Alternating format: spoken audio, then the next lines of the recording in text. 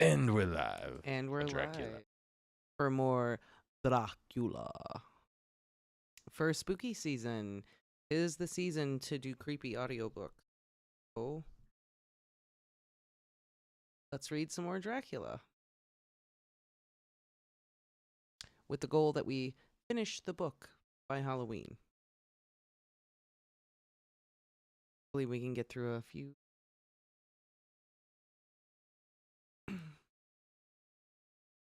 I mean, I think we definitely can. Yeah, I think we can get through a few. More than two. I say as I'm not the one who is reading, but you know. Well, we will take it. We will take it bit by bit here. Happens. Good evening, Alistair. Welcome, welcome. Hey, Alistair. We're doing good today. Doing pretty good. How are you? How are you? Not excited that tomorrow's Monday, but other than that. Hopefully, you can get some writing done tomorrow. That's what I want to do. Maybe some artwork. It's weird when you start planning for your stuff. And you're like, I want to clean and do laundry, but I also want to do stuff for myself, too. It's always just like a thing. It's like a battle between how much time you spend doing this, that, life, adulthood.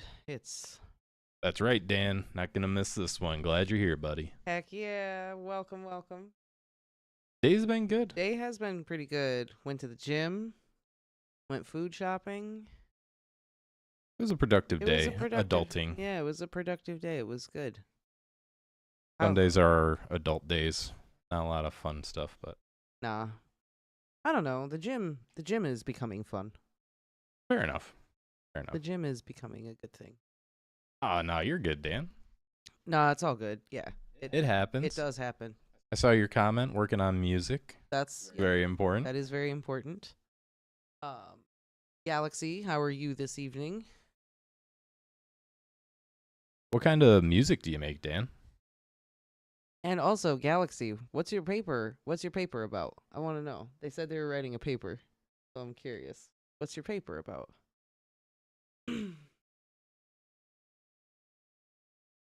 As you woke up, always that as you're falling asleep, like clarity. Yep, that is definite. That is what sucks right now about like now that I've started writing. You have to keep a notebook next to your bed. I do have to keep a notebook next to my bed because I think of things like right as I'm falling asleep, and it's who was it? There was an author who created his own like stencil and his own alphabet so that he could write down notes when he woke up in the middle of the night without having to like find a candle and light it and stuff because it's before lights. Right. That's cool. I was hoping like it would like kick something off in your mind. Yeah, I've never heard that story before, so I'm gonna have to find it. While you're reading, I'll like Galaxy do a little says research. it was Lewis Carroll. Lewis Carroll? Okay, thank you. Yes.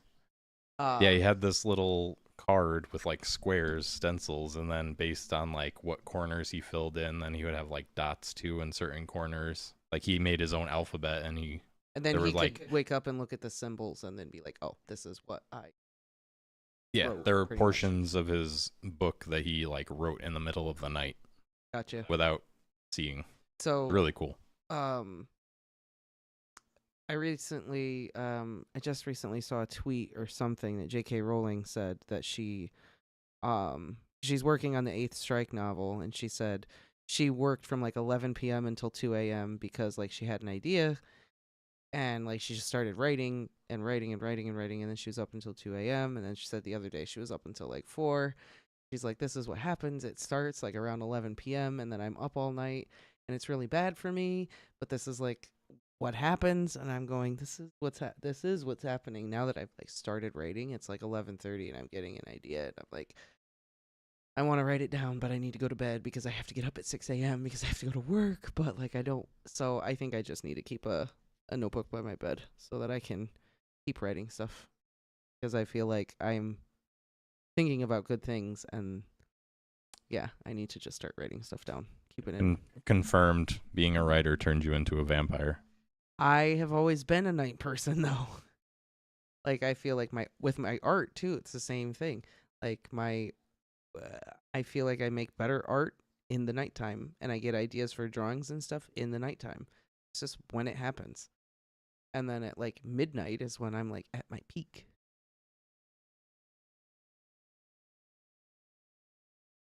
Play a lot of Pokemon app games. Oh my, that's great. That they yelled Leroy Jenkins. That. Oh man, Really? that would be so Oh awesome. my god. Wait, Well, no, wait. It was a Galaxy. What's your paper about? I'm waiting for that. Sorry. I right, want to know. GTA, CS:GO, or I knew a lot of people on like Call of Duty who were in the military. That was just like a thing. Maybe because they're in the military, they don't want to be doing that. They want to like escape. I shoot things all day. I want to escape. I want to. I want to play with cute little creatures. Yeah. Capture them. Yeah. That is very interesting though. But Can you imagine? That's the last thing you hear. Just Leroy Jenkins. Oh, where is it? Hang on. Maybe I'm writing a paper on the influence of video games in the U.S. military. Okay, now I see it. I found it. That's really cool. That is actually really interesting. That is. Yeah, that's actually a really cool topic. That I would read that. Yeah. If I saw that, like as I was perusing articles and things, I would stop and I would want to read that and see what the findings were. That's very interesting. Is my tea? Did you find that a lot of them played Pokemon? Hot but good. Hot but good. That's good. We ready to get started? Mm-hmm. Yeah, I'm ready to go. Ready for the Drac attack? Drac attack. Back. Okay, slow down. All right, yeah. Oh. I almost said slow down, P. Diddy, but that kind of that would. Yeah, maybe not. Yeah, a little controversial there. So Dan says he thinks that the camera is on auto exposure, and that's why I look the way I do. I mean, it probably is. Let's take a peek. I'm not gonna mess with this too much because I'll end up just ruining it. Oh yeah, of course. We should do what we did for when we read Harry Potter. Last time on Dracula. Oh yeah. Last time on Dracula, Jonathan continued to be an idiot in the whole Monty Python skit that he was acting in. And then he fucked around, found out, and may or may not have thrown himself off a cliff. Spark note for you there. Yeah, so my configure video isn't opening. So arrange folder. We'll figure it out some other time.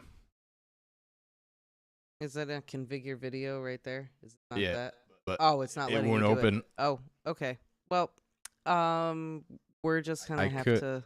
I'll try one more thing before we get camera started. settings, not app settings. I just read. What software do you use? Oh boy. Oh, That is a great question. that's not the NVIDIA that I wanted. I don't know. I just sit and read the words and act the things to the best of my ability.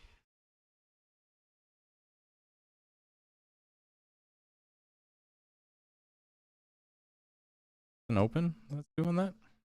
Because this should just automatically open. I do not know. I do not know. Do not know. I do not know. Oh, there has been I have received a notification on my Discord. Oh, yep, that was it. I have to go into broadcast. Let me turn that on silent. Exposure. Yeah, it's on auto. Whoa. Too dark. See. Oh, so we have the first time readers Discord. Yeah. So Except now it's super stuttery. I'm on a Discord for another channel, Harry Potter and the First Time Readers. They have a YouTube channel and a podcast that I've been enjoying. It's this guy, he takes his friends through reading Harry Potter for the first time. But he just said we need to link the channel more often. He really loves our channel. That's cool. Right? If I turn off of that. So I'll have to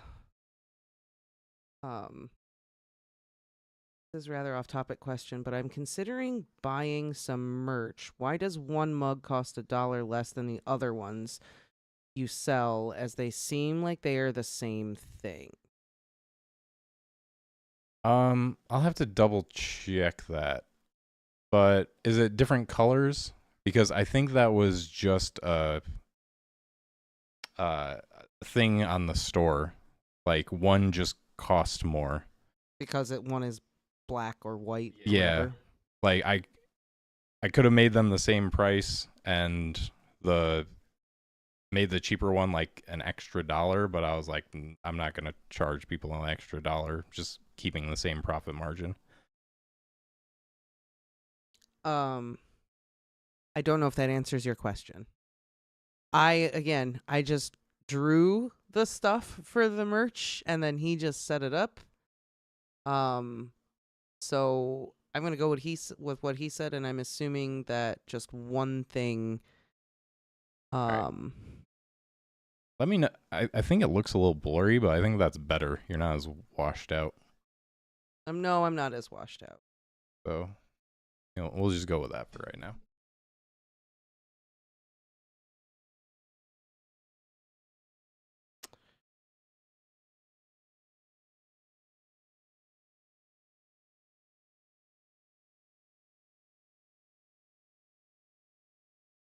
Yeah, because like we can set the price for each product individually, or we can just set like a profit margin, which I think is like a 5% or something like that.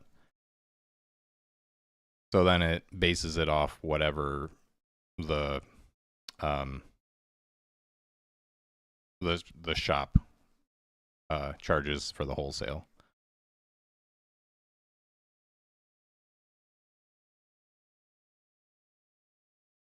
Sorry, I'm answering this. No worries, you're good.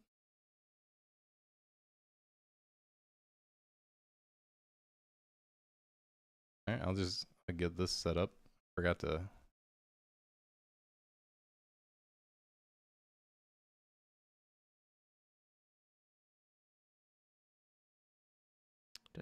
Sorry, I just wanted to. I mean, if they want me to like link stuff, I can link stuff. This is awesome.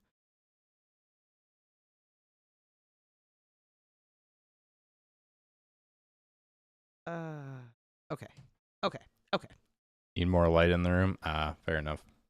Oh, we're just sitting here playing around with everything instead of reading right now. I think if we make it passable for now, we can kind of perfect it later. Yeah. Dan, maybe if you have some time during this week, you should hop in Discord with me and help me figure all this out. You seem to know this a lot better than I do. He does seem to just know all the things. I'm more of an editor. I don't know how to capture the footage. I just know how to make it look good afterwards.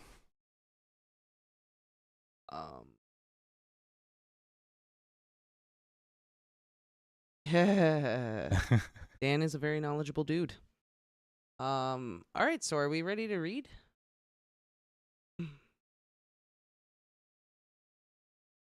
Audio?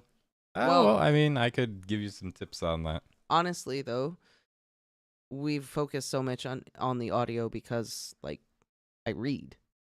Yeah. And then we can just kind of throw up an image half the time. But for live streams, yeah, I don't want to look like a corpse. So,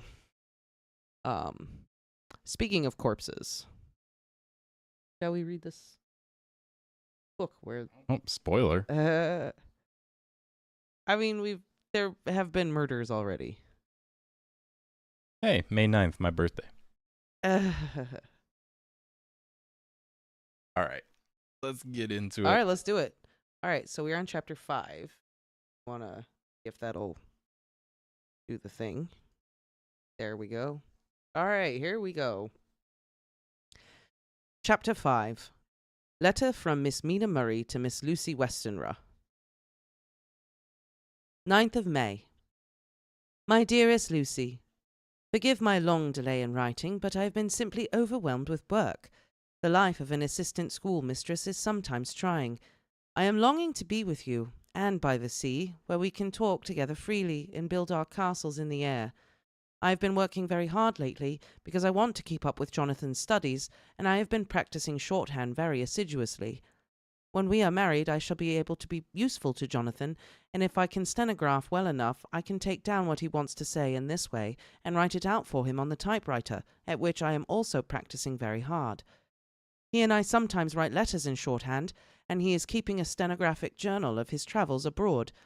When I am with you, I shall keep a diary in the same way.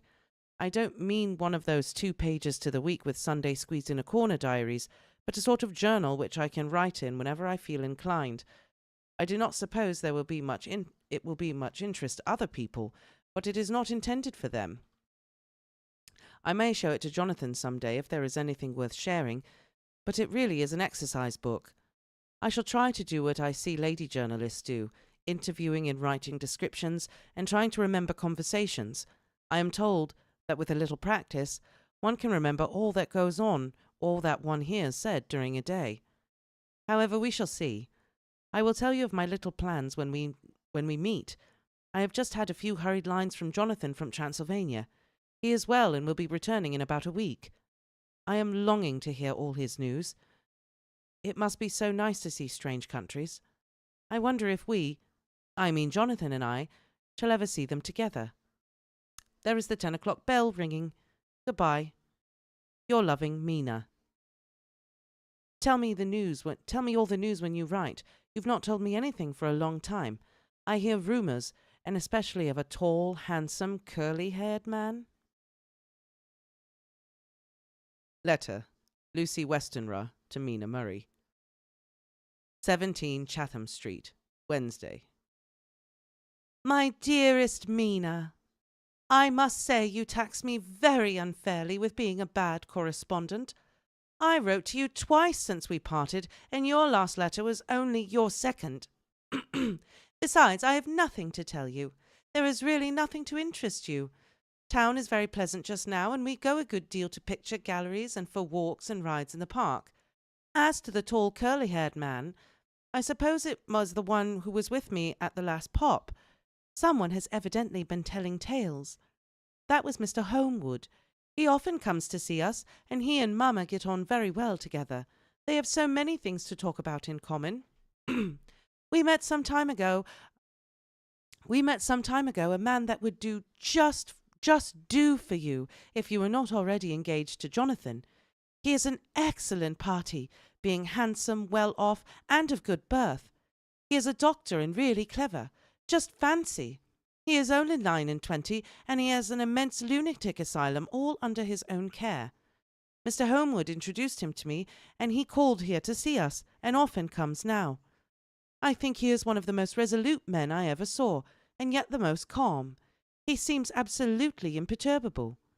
I can fancy what a wonderful power he must have over his patients. He has a curious habit of looking one straight in the face, as if trying to read one's thoughts. He tries this very much with me, but I flatter myself he has got a tough nut to crack. I know that from my glass. Do you ever try to read your own face? I do, and I can tell you it is not a bad study, and gives you more trouble than you can well fancy if you've never tried it. He says that I do afford him a curious psychological study, and I humbly think I do. I do not, as you know, take sufficient interest in dress to be able to describe the new fashions. Dress is a bore. That is slang again, but never mind. Arthur says that every day. There, it is all out. Mina, we have told all our secrets to each other since we were children. We have slept together and eaten together and laughed and cried together. And now, though I have spoken, I would like to speak more. Oh, Mina, couldn't you guess? I love him. There, that does me good. I wish I were with you, dear, sitting by the fire and dressing as we used to sit, and I would try to tell you what I feel. I do not know how I am writing this even to you. I'm afraid to stop, or I shall tear up the letter, and I don't want to stop, for I do so want to tell you all. Let me hear from you at once, and tell me what you think all about it. Mina, I must stop. Good night. Bless me in your prayers, and Mina, pray for my happiness. Lucy. P.S. I need not tell you this is a secret. Good night again. L. Letter. Lucy Westenra to Mina Murray. 24th May. My dearest Mina, thanks and thanks and thanks again for your sweet letter. It was so nice to be able to tell you and to have your sympathy. My dear, it never rains but it pours. How true the old proverbs are. Here I am, who shall be 20 in September, and yet I never had a proposal till today. Not a real proposal, and today I have had 3. Just fancy, 3 proposals in one day. Isn't it awful? I feel sorry, really and truly sorry, for two of the poor fellows. Oh, Mina, I'm so happy that I don't know what to do with myself. And 3 proposals. But for goodness sake, don't tell any of the girls, or they would be getting all sorts of extravagant ideas and imagining themselves injured and slightest in it their very first day at home. They did, if in their very first day at home they did not get 6 at least. Some girls are so vain. You and I, Mina dear, who are engaged and are going to settle down soon soberly into old merry women, can despise vanity. Well, I must tell you about the 3, but you must keep it a secret, dear, from everyone. Except, of course, Jonathan. You will tell him because I would, if I were in your place, certainly tell Arthur. A woman ought to tell her husband everything. Don't you think so, dear? And I must be fair. Men like women, certainly their wives, to be quite as fair as they are, and women, I'm afraid, are not always quite as fair as they should be. Well, my dear, number 1 came just before lunch. I told you of him, Dr. John Seward, the lunatic asylum man, with the strong jaw and the good forehead. He was very cool outwardly, but was nervous all the same. He had evidently been schooling himself as to all sorts of little things, and remembered them. But he almost managed to sit down on his silk hat, which men don't generally do when they are cool, and then he wanted to appear at ease. He kept playing with a lancet in a way that made me nearly scream. He spoke to me, Mina, very straightforwardly. He told me how dear I was to him, though he had known me so little, and what his life would be with me to help and cheer him. He was going to tell me on how unhappy he would be if I did not care for him, but when he saw me cry, he said that he was a brute and would not add to my present trouble. Then he broke off and asked if I could love him in time, and when I shook my head his hands trembled, and then with some hesitation he asked me if I cared already for anyone else. He put it very nicely, saying that he did not want to wring my confidence from me, but only to know, because if a woman's heart was free, a man might have hope. And then, Mina, I felt a sort of duty to tell him there was someone. I told him only that much, and then he stood up, and he looked very strong and very grave as he took both my hands in his, and said he hoped I would be happy, and that if I ever wanted a friend I must count him as one of my best. Oh, Mina, dear, I couldn't help crying, and you must excuse this letter being all blotted. Being proposed to is all very nice and all that sort of thing, but it isn't at all a happy thing when you have to see a poor fellow, whom you know loves you honestly, going away and looking all broken-hearted, and to know that, no matter what he may say at the moment, you are passing quite out of his life. My dear, I must stop at present. I feel so miserable, though I am so happy. Evening. Arthur has just gone, and I feel in better spirits than when I left off, so I can go on telling you about the day. Well, my dear, number 2 came after lunch. He is such a nice fellow, an American from Texas, and he looks so young and so fresh that it seems almost impossible that he has been to so many places and has had such adventures. I sympathize with poor Desdemona when she had such a dangerous stream poured in her ear. even by a black man. I suppose that we women are such cowards that we think a man will save us from fears, and we marry him. I know now what I would do if I were a man and wanted to make a girl love me. No, I don't, for there was Mr. Morris telling us his stories, and Arthur never told any. And yet, my dear, I am somewhat previous. Mr. Quincy P. Morris found me alone. It seems that a man always does find a girl alone. No, he doesn't, for Arthur tried twice to make a chance, and I helping him all I could. I'm not ashamed to say it now. I must tell you beforehand that Mr. Morris doesn't always speak slang. That is to say, he never does so to strangers or before them, for he is really well educated and has exquisite manners. But he found out that it amused me to hear him talk American slang, and whenever I was present, and there was no one to be shocked, he said such funny things. I'm afraid, my dear, he has to invent it all, for it fits exactly into what else he has to say. But this is a way slang has. I do not know myself if I shall ever speak slang. I do not know if Arthur likes it, as I have never heard him use any as yet. Well, Mr. Morris sat down beside me and looked as happy and jolly as he could, but I could see all the same that he was very nervous. He took my hand in his and said ever so sweetly, "Miss Lucy, I know I ain't good enough to regulate the fixin's of your little shoes, but I guess if you wait till you find a man that is, you will go join them 7 young women with the lamps when you quit. Won't you just hitch up alongside of me and let us go down along the road together, driving in a double harness?" Well, he did look so good-humoured and so jolly that it didn't seem half so hard to refuse him as it did poor Dr. Seward. So I said as lightly as I could that I did not know anything of hitching, and that I wasn't broke into harness at all yet. Then he said he had spoken in a light manner, and he hoped that if he had made a mistake in doing so on so grave, so momentous an occasion for him, I would forgive him. He really did look serious when he was saying it, and I couldn't help feeling a bit serious too. I know, Mina, you will think me a horrid flirt, though I couldn't help feeling a sort of exultation that he was number 2 in one day. And then, my dear, before I could say a word, he began pouring out a perfect torrent of love-making, laying his very heart and soul at my feet. He looked so earnest over it that I shall never again think that a man must be playful always and never earnest, because he is merry at times. I suppose he saw something in my face which checked him, for he suddenly stopped, and said with a sort of manly fervour that I could have loved him for it if I had been free. "Lucy, you are an honest-hearted girl, I know.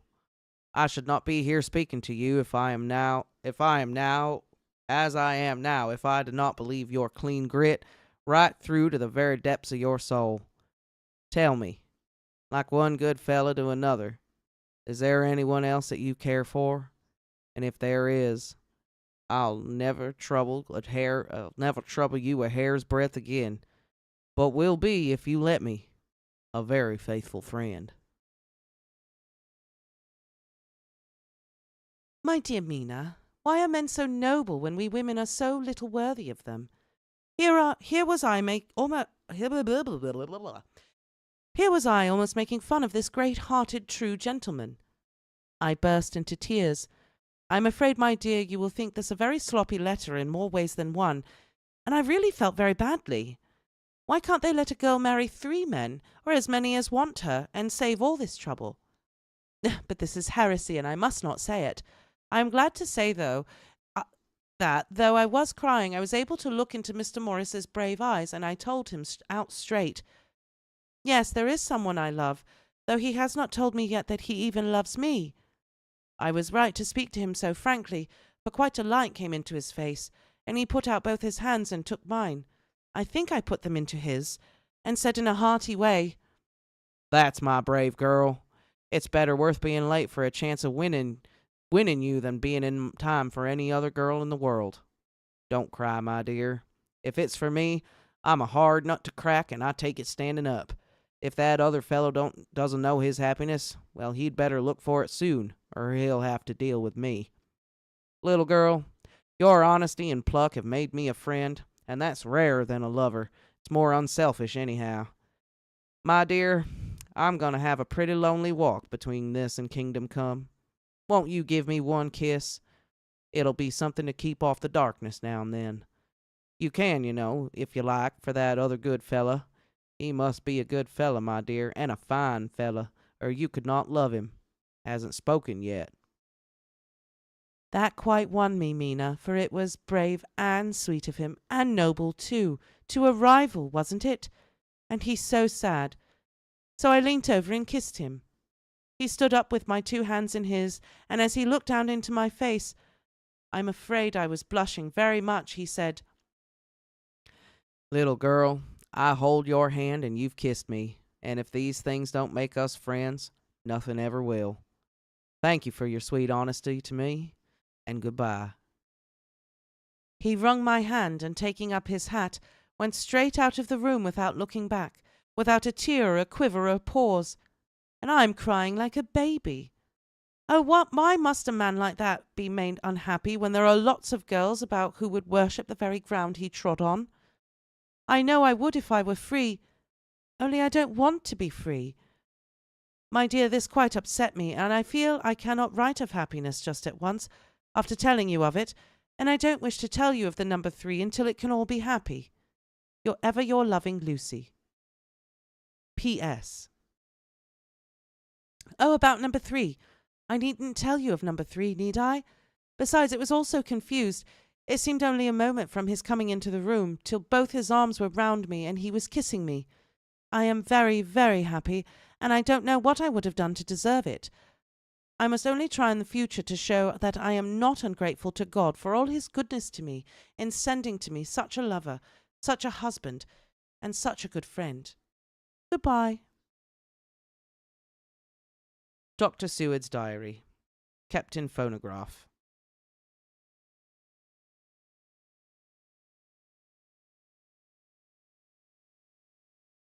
May 25th. Ebb tide in appetite today. Cannot eat, cannot rest. So diary instead. Since my rebuff of yesterday, I have a sort of empty feeling. Nothing in the world seems of sufficient importance to be worth the doing. As I knew that the only cure for this sort of thing was work, I went down amongst the patients. I picked out one who has afforded me a study of much interest. He is so quaint that I am determined to understand him as well as I can. Today I seem to get nearer than ever before to the heart of his mystery. I questioned him more fully than I had ever done, with a view of making myself master of the facts of his hallucination. In my manner of doing it there was, I now see, something of cruelty. I seemed to wish to keep him to the point of his madness, a thing which I avoid with the patients, as I would the mouth of hell. Memo. Under what circumstances would I not avoid the pit of hell? Omnia Roma venalia sunt. Hell has its price. Verb. That. If there be anything behind this instinct, it will be valuable to trace it afterwards accurately, so I had better commence to do so, therefore. R. M. Renfield. Sanguine temperament, great physical strength, morbidly excitable, periods of gloom, ending in some fixed idea which I cannot make out. I presume that the sanguine temperament itself and the disturbing influence end in a mentally accomplished finish. A possibly dangerous man, probably dangerous if unselfish. In selfish men, caution is as secure an armor for the foes as for themselves. What I think of on this point is, when self is the fixed point, the centripetal force is balanced with the centrifugal. I can't speak today. I know. Second guessing myself over here. The centripetal force is balanced with the centrifugal. When duty, a cause, etc. is the fixed point, the latter force is paramount, and only accident or a series of accidents can balance it. Letter. Quincy P. Morris to the Honourable Arthur Holmwood. 25th of May. My dear Art, we've told yarns by the campfire in the prairies, and dressed one another's wounds after trying a landing at the Marquesas, and drunk healths on the shore of Titicaca. You were gonna laugh at that. and drunk healths on the shore of Titicaca. There are more yarns to be told, and other wounds to be healed, and another health to be drunk. Won't you let this be at my campfire tomorrow night? I have no hesitation in asking you, as I know a certain lady is engaged to a certain dinner party, and that you are free. There will only be one other, our old pal at the Korea, Jack Seward. He's coming too, and we both want to mingle our weeps over the wine cup and to drink a health with all our hearts to the happiest man in all the wild world, who has won the noblest heart that God has made and the best worth winning. We promise you a hearty welcome and a loving greeting, and a health as true as your own right hand. We shall both swear to leave you at home if you drink too deep to a certain pair of eyes. Come, yours as ever, Quincy P. Morris. Telegram from Arthur Homewood to Quincy P. Morris. 26th of May. Count me in every time. I bear messages which will make both your ears tingle. Art. End of chapter 5. I feel like I gotta say, end of chapter.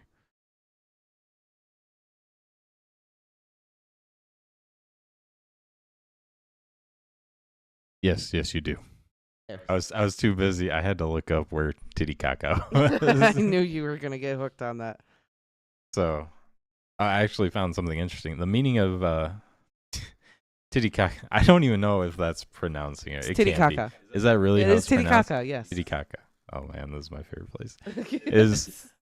Is uncertain, but it has been variously translated as Rock of the Puma. Yeah. Or Crag of Lead. I know that the people that live in that region live abnormally long lives. Oh really? Yeah, the people that live in and around Lake Titicaca regularly live to be over like 100 years old. One of those, what are they? The blue zones. could be a blue There's like zone. what, 5 of them in the world Isn't there where one in people Japan? like regularly live. Yeah, I think Italy's one. I guess Titicaca's one. The one in Japan. There's a few places where people like regularly live to be 100 plus.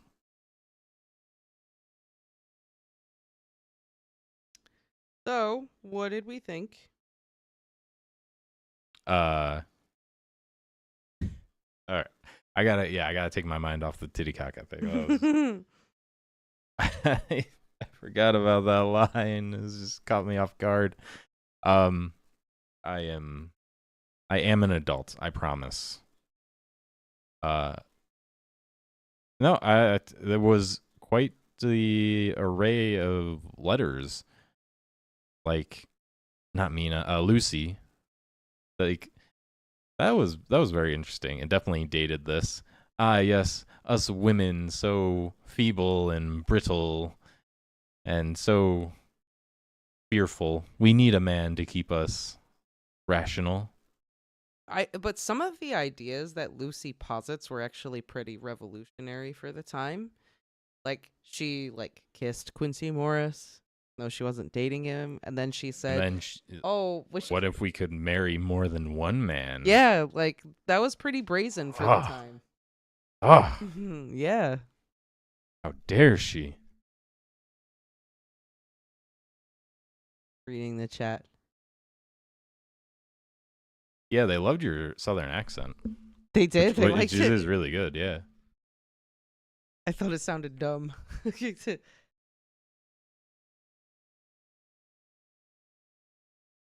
When are we gonna get a BIBLIOBIBULI WRD reads dramatic reading collab, or at least a Harry Potter comic?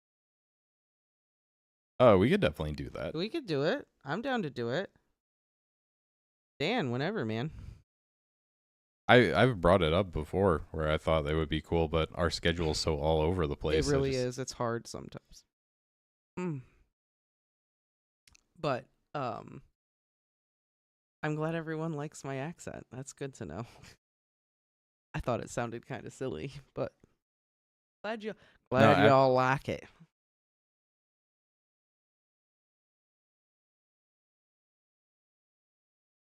We'll get something set up, Dan. Yeah, I'm totally down to do let's collaborate. DM us. the Discord and we'll plan something, some kind of Harry Potter something.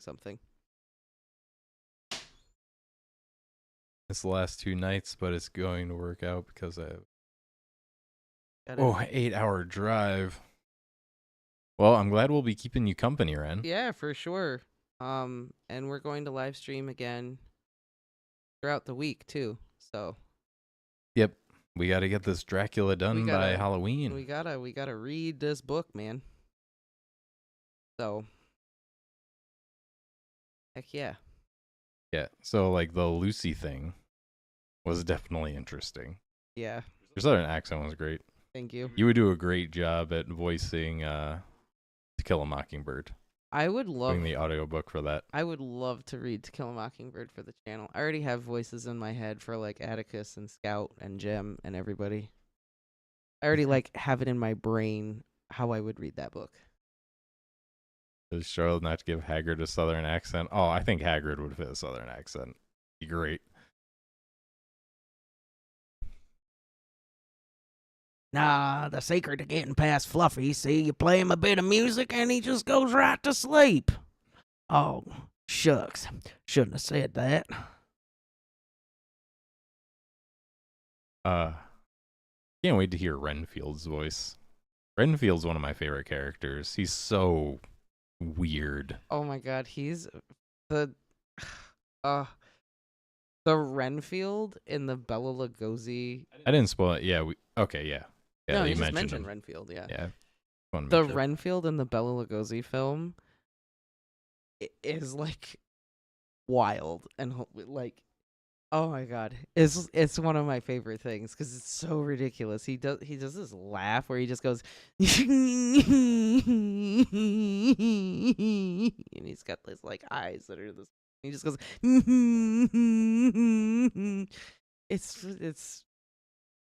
it's wild. It's something else. The man wants to be a vampire. But yeah, we'll get there when we get there.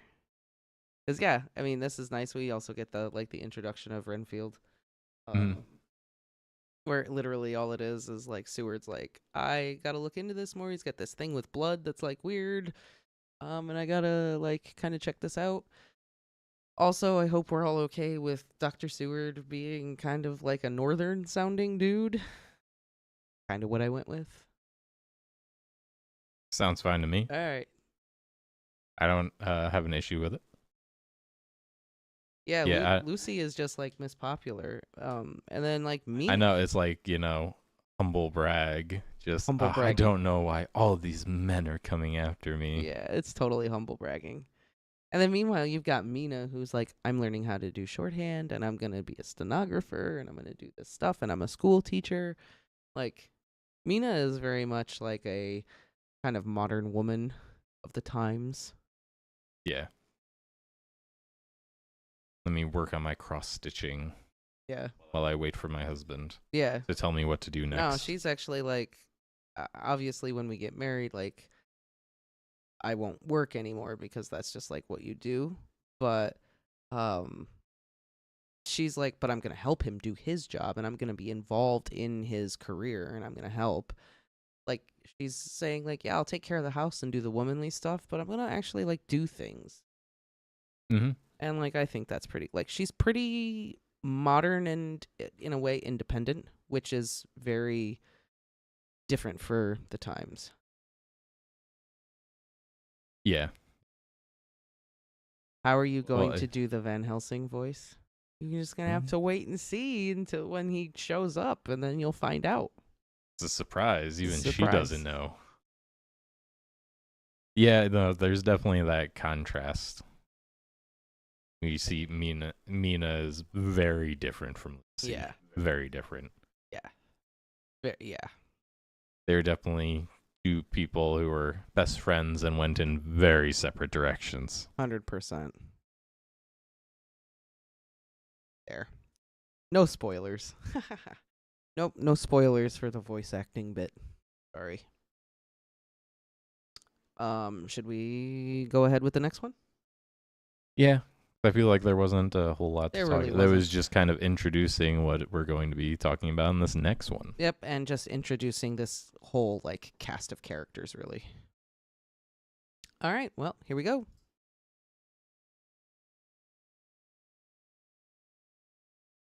Need to fix that. I know, So because annoying. when I go do the when I go to do another like Iron Flame. By the way, I will keep reading Iron Flame. We're just pausing so we can read Dracula, but I will finish Iron Flame at some point. You'll do whatever it takes to not read that. Anyway, here we go. Chapter 6.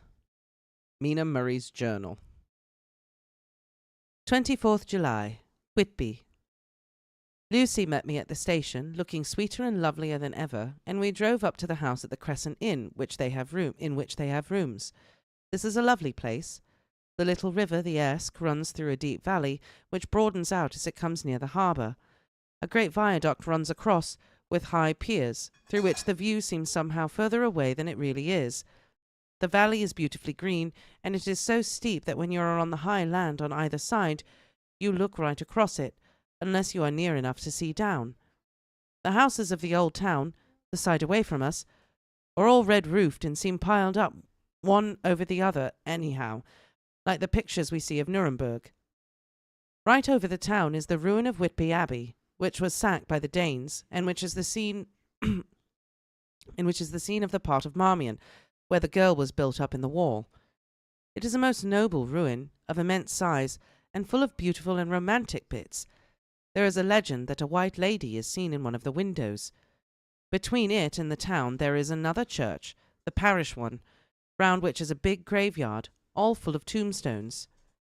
This is to my mind the nicest spot in Whitby, for it lies right over the town, and has a full view of the harbour and all up the bay to where the headland called Kettleness stretches out into the sea. It descends so steeply over the harbour that part of the bank has fallen away, and some of the graves have been destroyed. In one place, part of the stonework of the graves stretches over the sandy pathway far below. There are walks, with seats beside them, through the churchyard, and people go and sit there all day long, looking at the beautiful view and enjoying the breeze. I shall now come and sit here very often myself and work.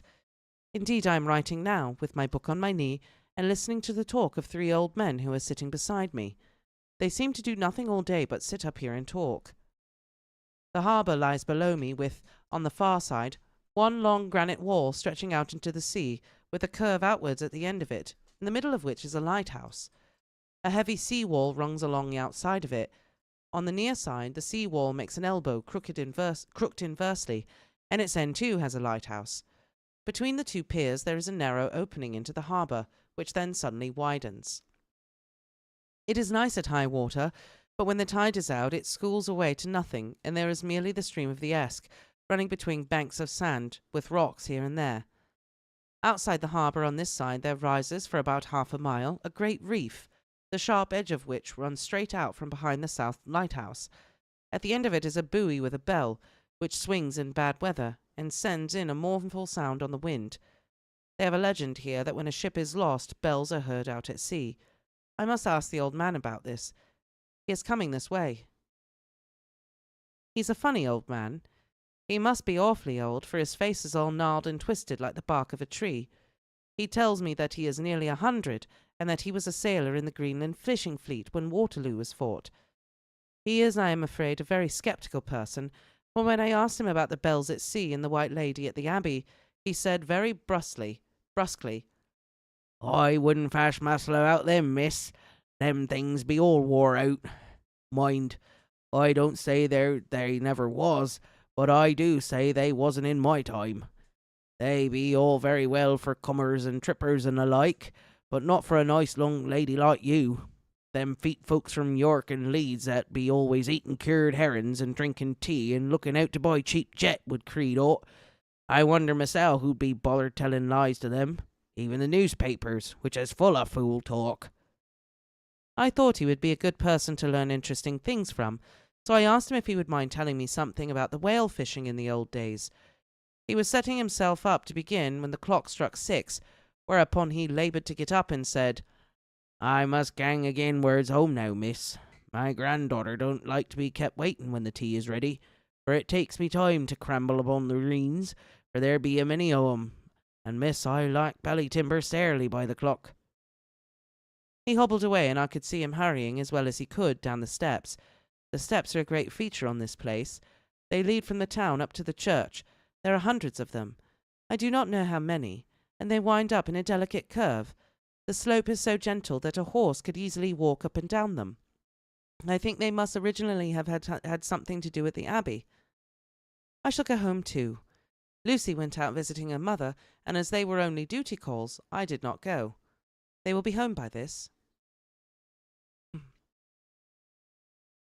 1st of August. I came up here an hour ago with Lucy, and we had a most interesting talk with my old friend and the 2 others who always come and join him. He is evidently the Sir Oracle of them, and I should think must have been in his time a most dictatorial person. He will not admit anything and downfaces everybody.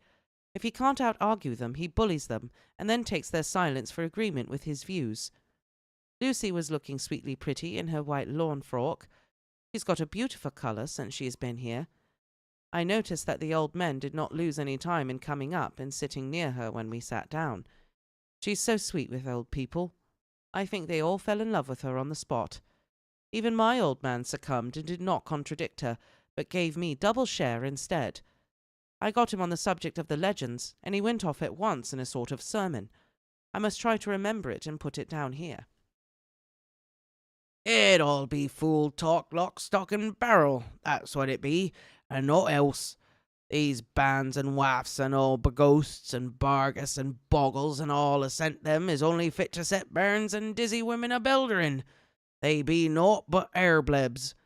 They and all grims and signs and warnings be all invented by parsons and some buke bodies and railway touters to skewer and scunner halflins and to get folks to do something they don't other incline to. It makes me ireful to think of 'em. Why, it's them that, not content with printing lies on paper and preaching 'em out of pulpits, does want to be cutting 'em on the tombstones. Look here all round you in the air, will ya? You will? All them stones, holding up their heads as well as they can be out of their pride. As I can't, simply tumbling down with the weight of the lies wrote on 'em. Here lies the body, or sacred to the memory, wrote on all of 'em, and yet in nigh half of 'em there ain't been no bodies at all. And the memories of 'em ain't cared a pinch of snuff about, much less sacred. Lies, all of 'em, nothing but lies of one kind or another. My God, but it'll be a square scouderment at the day of judgment when they come tumbling up in their death sarks all joped together and trying to drag their tombstones with 'em to prove how good they was. Some of 'em trembling and dithering with their hands, and a dozen and slippy from lying in the sea that they can't even keep their grip of 'em." I could see from the old fellow's self-sustained air and the way in which he looked round for the approval of his cronies that he was showing off, so I put in a word to keep him going. "Oh, Mr. Swales, you can't be serious. Surely these tombstones are not all wrong." "Yablins! There be but a poorish few not wrong, saving that they make out the people too good. For there be folk that do thing about bowl be like the sea, if it only be their own. The whole thing be only lies. Now you look here. You come here a stranger, and you can see this Kirkgarth." I nodded, for I thought it better to assent, though I did not quite understand his dialect. I knew it had something to do with the church. He went on. "And you can say that all these stones be aboon folk that happen here, snod and a snog?" I assented again. "Then that be just where the lie comes in. Why, there be scores of these lay beds that be tomb as old as Dunn's back-a-box on Friday night." He nudged one of his companions, and they all laughed. "And my God, how could they be otherwise? Look at that one, aftest about the beer bank. Read it." I went over and read. "Edward Spenslag, master mariner, murdered by pirates off the coast of Andries, April, 1854, aged 30. When I came back, Mr. Swales went on. "Who brought him home, I wonder, to happen here? Murdered off the coast of Andries, and you can say that his body lay under? Why, I could name you a dozen of those bones lay in the Greenland seas above." He pointed northward. "Or where the currents may have drifted 'em. There be the stones round you. You can with your young eyes read the small print of the lies from here. This Brathwaite Lowry, I knew his father, lost in the lively off Greenland in 20. Or Andrew Woodhouse, drowned in the same seas as 1777. Or John Paxton, drowned off Cape Farewell a year later. Or old John Rawlings, whose grandfather sailed with me, drowned in the Gulf of Finland in 50. Do you think that all these men will have to make a rush to Whitby when the trumpet sounds? I have me other rooms about it. I tell you that when they got here they be jummeling and jostling one another, the way that it'd be like a fight on the ice in the old days, when we be at one another from daylight to dark and trying to tie up our cuts by the light of the aurora borealis. This was evidently local pleasantry, for the old man cackled over it, and his cronies joined in with gusto. But, I said, surely you're not quite correct, for you start on the assumption that all the poor people, or their spirits, will have to take their tombstones with them on the day of judgment. Do you think that will really be necessary? Well, what else are tombstones for? Answer me that, miss. To please relatives, I suppose. To please their relatives, you suppose? This he said with intense scorn. How will it pleasure their relatives to know that lies is wrote over 'em, and that everybody in the place know that there be lies? He pointed to a stone at our feet, which had been laid down as a slab, on which the seat was rested, close to the edge of the cliff. Read the lies on that thruststone, he said. The letters were upside down to me from where I sat, but Lucy was more opposite to them, so she leant over and read, Sacred to the memory of George Cannon, who died, in the hopes of a glorious resurrection, on July 29th, 1873, falling from the rocks at Kettleness. This tomb was erected by his sorrowing mother to her dearly beloved son. He was the only son of his mother, and she was a widow. Really, Mr. Swales, I don't see anything very funny in that. She spoke her comment very gravely and somewhat severely. You don't see what ought funny? Well, that's because you don't go on. The sorrowing mother was a hell cat that hated him because he was erect. A rather Latimer he was, and he hated her so that he committed suicide in order that she mightn't get an insurance she put on his life. He blew nigh the top of his head off with an old musket that they had for scaring the crows with. Weren't for crows then, for it brought the clegs and the drops to him. That's the way he fell off the rocks. And to hopes of a glorious resurrection, I've heard him say myself that he hoped he'd go to hell, for his mother was so pious that she'd be sure to go to heaven, and he didn't want to addle where she was.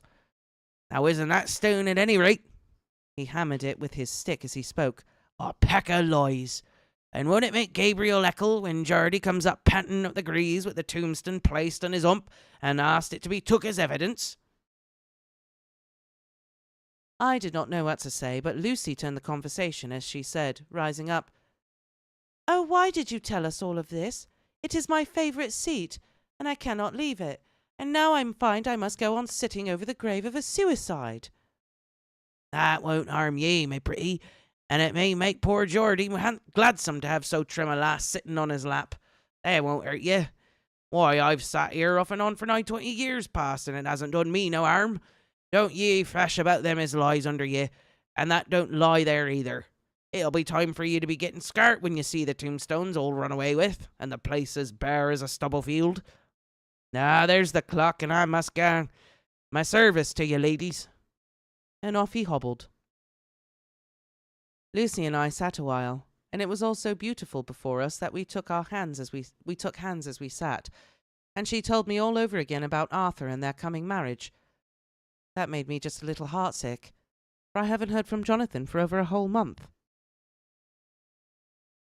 The same day. I came up here alone, for I'm very sad. There was no letter for me. I hope there cannot be anything the matter with Jonathan. The clock has just struck 9. I see the lights scattered all over the town, sometimes in rows where the streets are, and sometimes singly. They run right up the Esk and die away in the curve of the valley. To my left the view is cut off by a black line of roof of the old house next to the abbey. The sheep and lambs are bleating in the fields way behind me, and there is a clatter of a donkey's hoofs up the paved road below. The band on the pier is playing a harsh waltz in good time, and further along the quay there is a Salvation Army meeting in a back street. Neither of the bands hears the other, but up here I can see and hear them both. I wonder where Jonathan is, and if he is thinking of me. I wish he were here.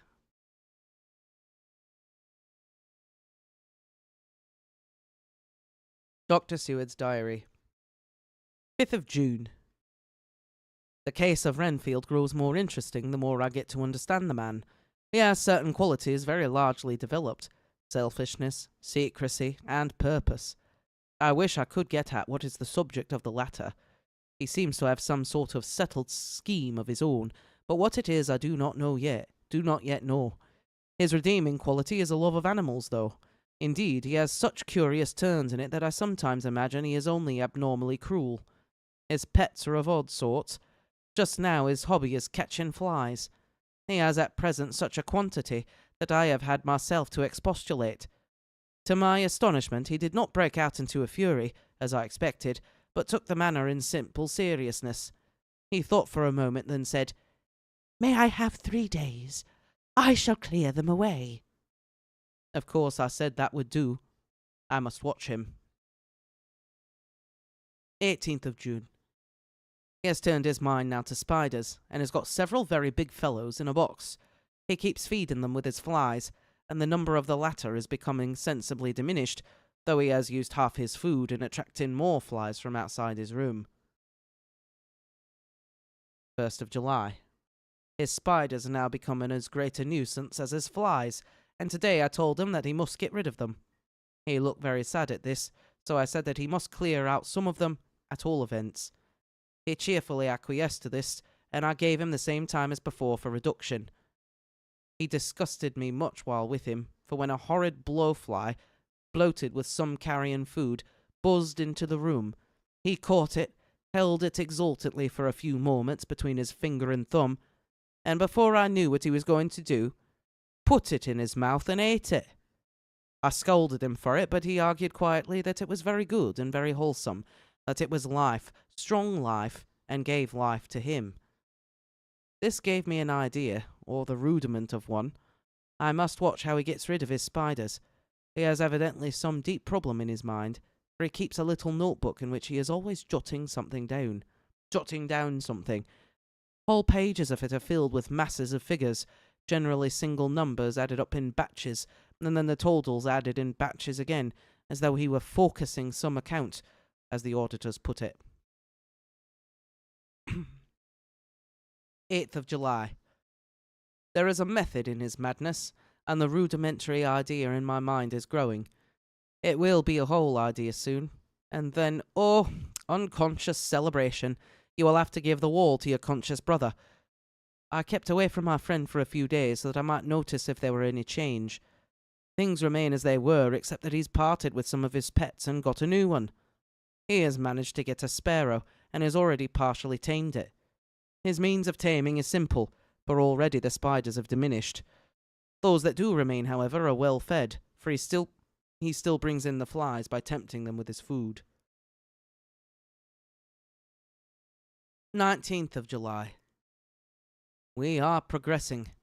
My friend now has a whole colony of sparrows, and his flies and spiders are almost obliterated. When I came in, he ran to me and said he wanted to ask me a great favour, a very, very great favour, and as he spoke, fawned on me like a dog.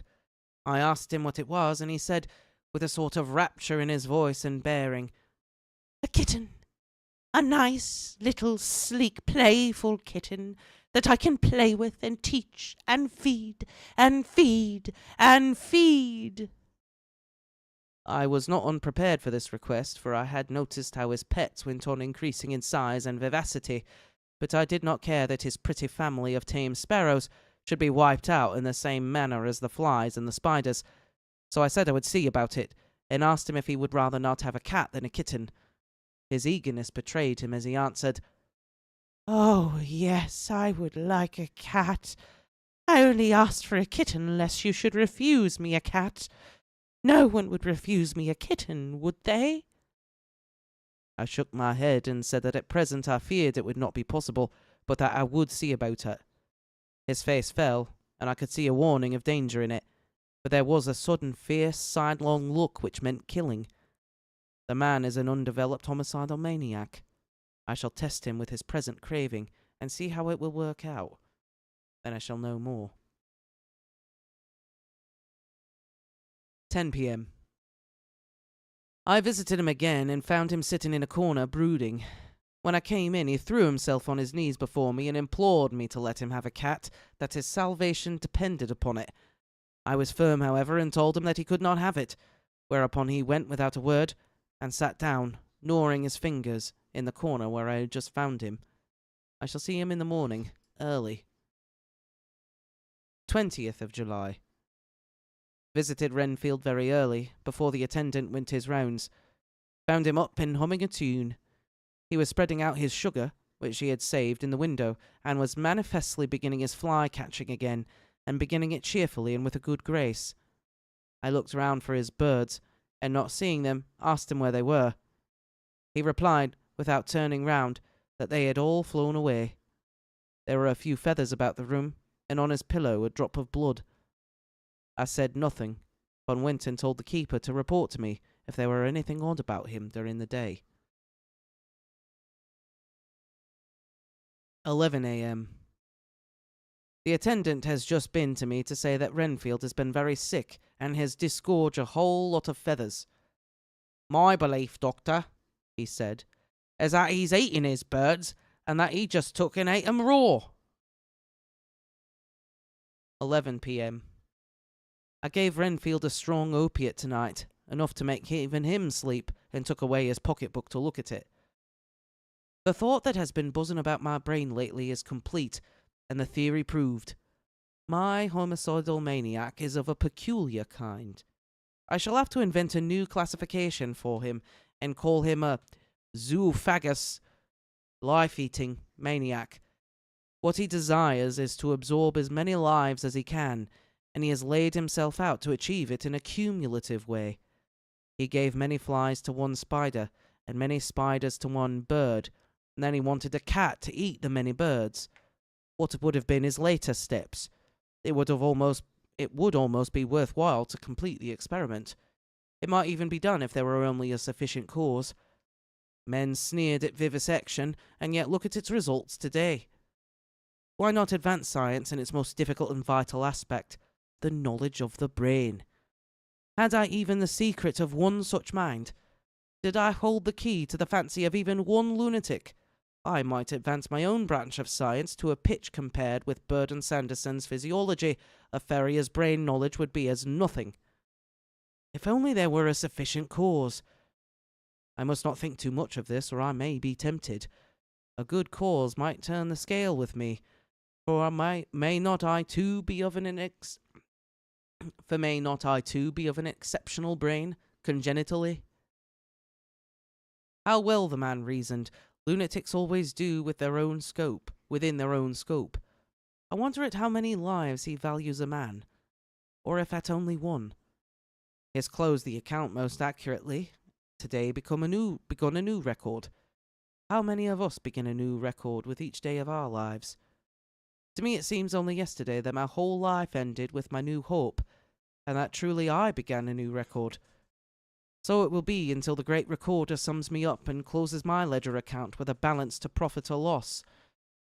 Oh, Lucy, Lucy, I cannot be angry with you, nor can I be angry with my friend, whose happiness is yours. But I must only wait on hopeless and work. Work. If I could only have as strong a cause as my poor mad friend there, a good unselfish cause to make me work, that would be happiness. That would indeed be happiness.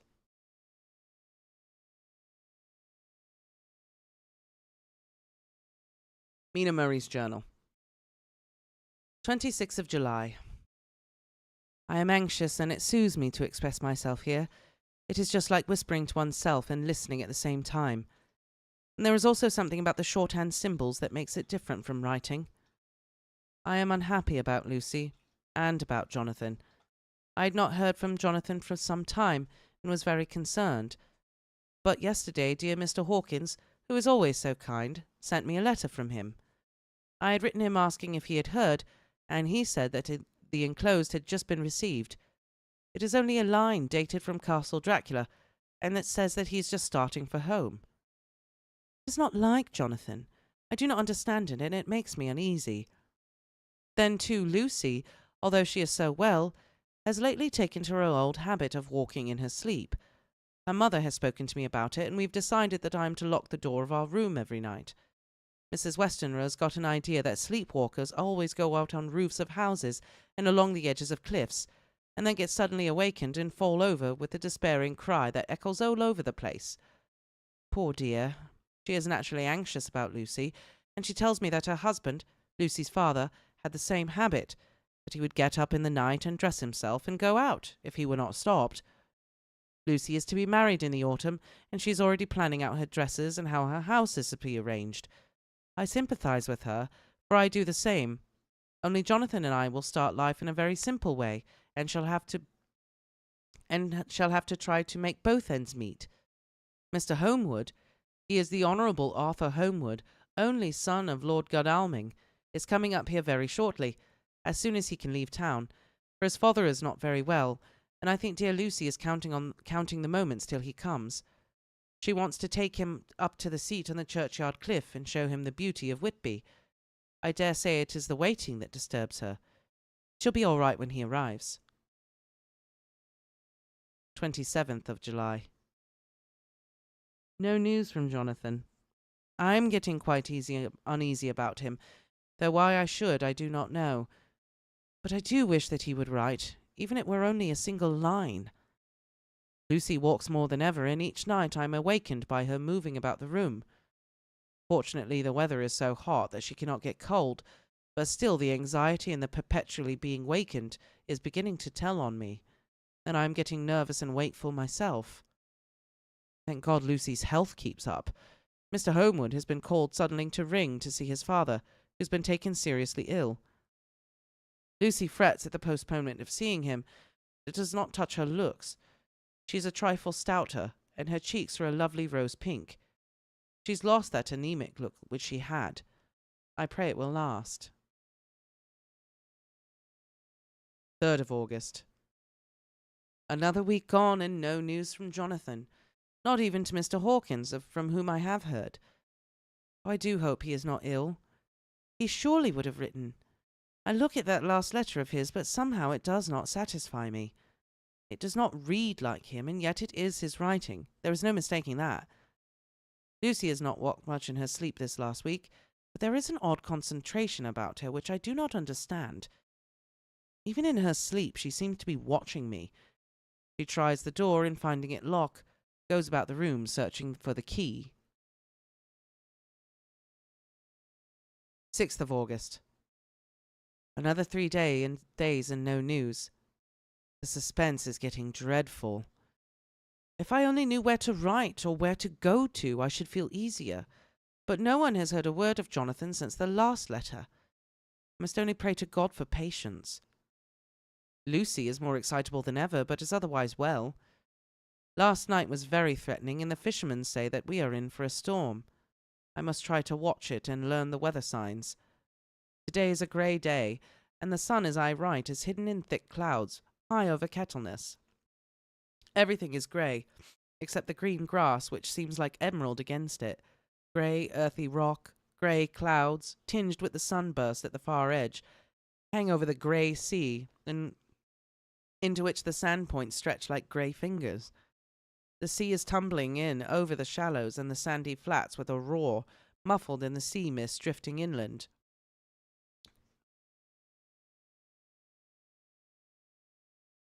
The horizon is lost in a grey mist. All is vastness. The clouds are piled up like giant rocks, and there is a brool over the sea that sounds like some presage of doom. Dark figures are on the beach here and there, sometimes half shrouded in the mist, and seem men like trees walking.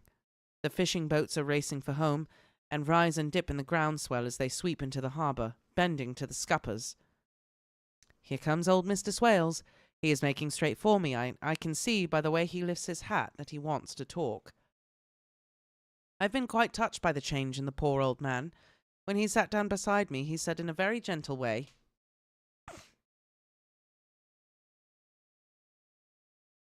"Oh, I'm sorry. I want to say something to you, miss." I could see he was not at ease, so I took his poor old wrinkled hand in mine and asked him to speak fully.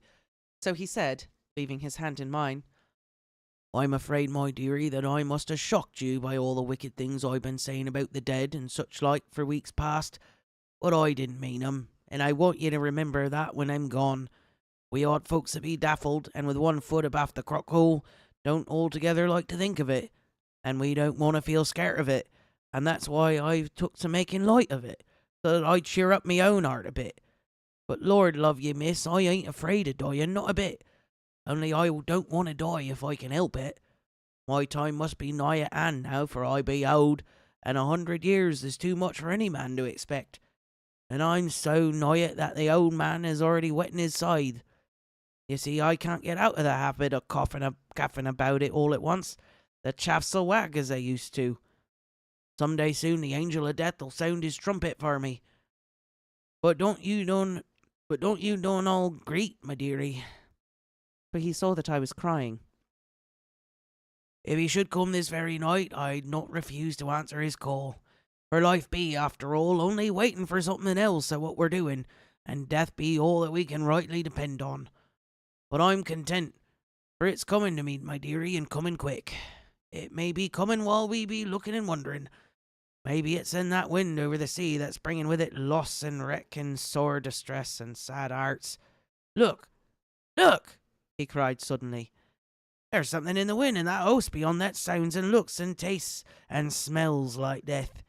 It's in the air. I feel it coming. Lord, make me answer cheerful when my call comes. He held up his arms devoutly and raised his hat. His mouth moved as though he were praying. After a few minutes' silence, he got up, shook hands with me and blessed me, and said goodbye, and he hobbled off. It all touched me, and upset me very much. I was glad when the Coast Guard came along with his spyglass under his arm. He stopped to talk with me as he always does, but all the time kept looking at a strange ship. I can't make her out, he said.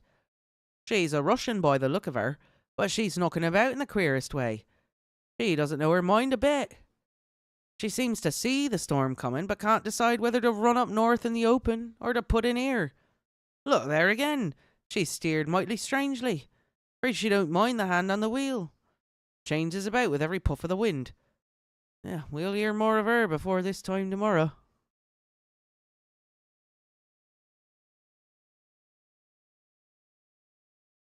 Oh, what boat could that be? What boat indeed? I don't know.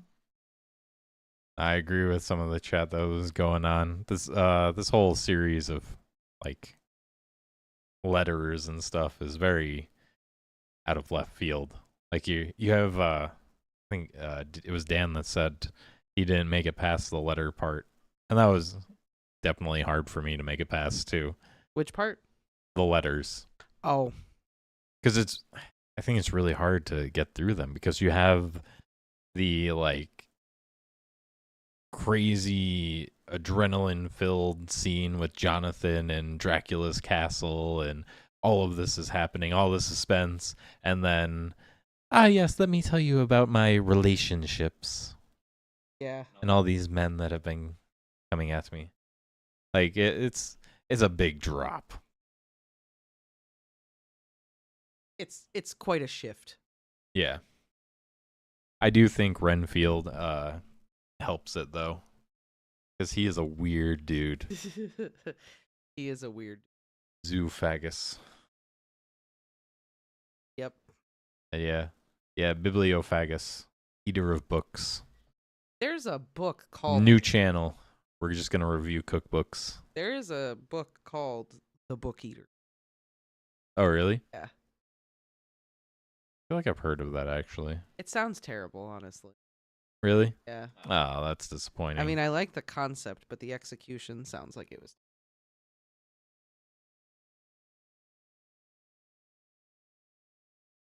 Yeah, Nice. Renfield.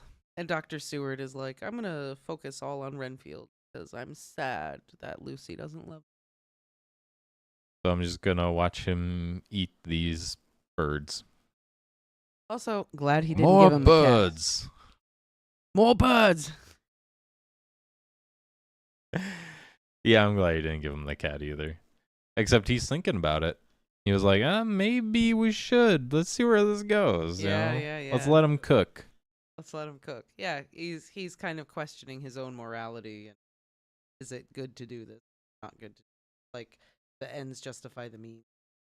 Yeah. Renfield. Yeah, moving up the food chain there. Working his way up. Although he like ate all those birds and threw them up. Yeah, I don't know what he was going for there. Got issues. He just gave up on his experiment. Like, try to catch a wildcat or I don't know. What else eats these birds? A big snake or something. This is England. There's no snakes, but Sparrows. Oh, cats. yeah. Foxes. There you go. Yeah. Alistair goes, wonder what's wrong with Lucy. Also, Yeah, I don't know. I'm just going to say it. Is it any wonder that of all three of them, the rich one, Not a shock, especially for the times. right? A cowboy, a doctor, or the son of a lord? Decisions. Choices. What do you think about the old man? Oh, the guy telling the story and everything. I thought your voice was great. Oh, well, thank you. I am glad that we have the text up though, because it's very hard to understand. But I think that fits because that's kind of how I pictured him. It's very much like posited in the time period with this weird dialect. Yeah, it's like the weird dialect mixed with like what was the captain's name from Jaws? Quint. Quince. Quint's like one of my favorite characters of all time. Doctors are usually paid well too, but does a doctor's salary compare to a lord's generational wealth? Right. Royalty, a doctor. Doctor definitely beats cowboy, but Doctor does beat I don't cowboy for sure. I mean, I don't know that he's a cowboy. He's an American from Texas. We really don't know what he does. he's a cowboy. Yeah, all right, he's a cowboy. Yeah. During this time period, yeah. Yeah, probably. And it was funny that Or maybe he's a wealthy rancher. it was funny I mean, that's kind of what cowboys were. Well, cowboys work for the wealthy rancher. Well, yeah. Well, I mean, he is in England, so he's definitely got enough money to travel. But what was I gonna say? It was funny that sailor guy did mention that he's not likely to live to 100, and we just had that discussion about Titicaca. Yep. And people regularly live to be 100. Yeah. Got the fear of death on him.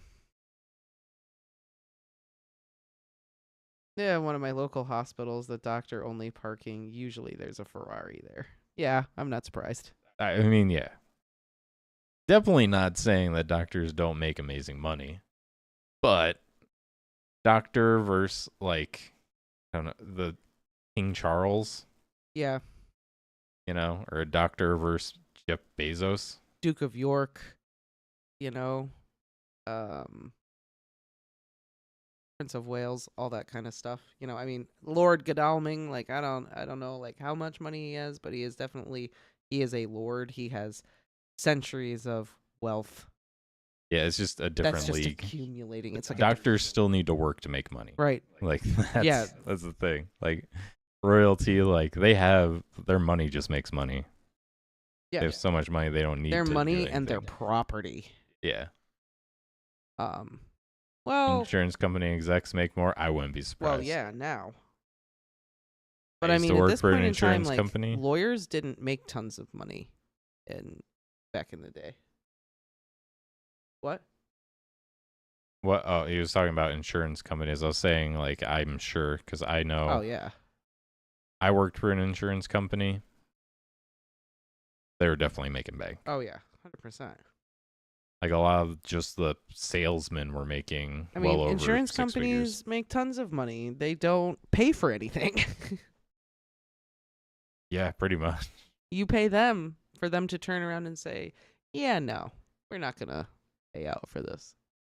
It has gotten like worse. It Like is. it used to be kind of a joke, but there's certain things. Health are insurance is really- crazy sometimes. HMOs, I mean, to a certain extent, like pre-existing conditions have to be covered and stuff. Like certain things have gotten better, but at the same time, like not great. Take it back to the book. Insurance started in England. Not to get political, right? That's not. Is that political? That's not political. It's This- just business. It's a statement of fact. Pre-existing conditions. You gotta cover them. Like, you gotta. Yeah, there's a lot of talk of death and heaven and taking your tombstone with you and And Renfield, life moving up the food chain. yeah. Life doesn't die. It just gives life to other life Yeah. as you go. Yep, the theme of that. Apparently until you get to people, in which case the birds just don't do anything except make you throw up. My little me. My little me. Why you don't love me? Oh, that was a thump. He's a big man. He's a big. Also the theme of like, what is your legacy after you die? Like all these tombstones that say all these things, but it's all lies, and there's no bodies under here. And what does that mean? And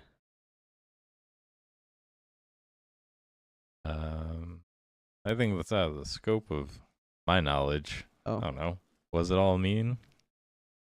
Whatever you well, want it to I mean. think it just is something to think about, especially as it pertains to, Dracula like sleeping in the box of earth and stuff. Like Mhm. he actually is in the ground, but he's not dead. Yeah. Where like, you have these tombstones of these people that actually are dead, but they're all lost at sea, and like how that anchors them to life through the grieving of their family members and Mhm. memories and all that stuff. I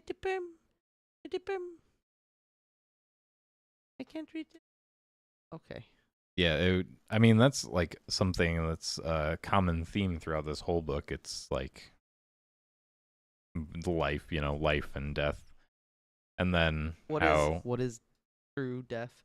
yeah, because it was kind of like the discussion we had last live stream where we talked about how there's probably those vampires that like just starved to death because they had a high moral compass and decided, I'm not going to feed on people just so I can live, take another life so that I can then live longer.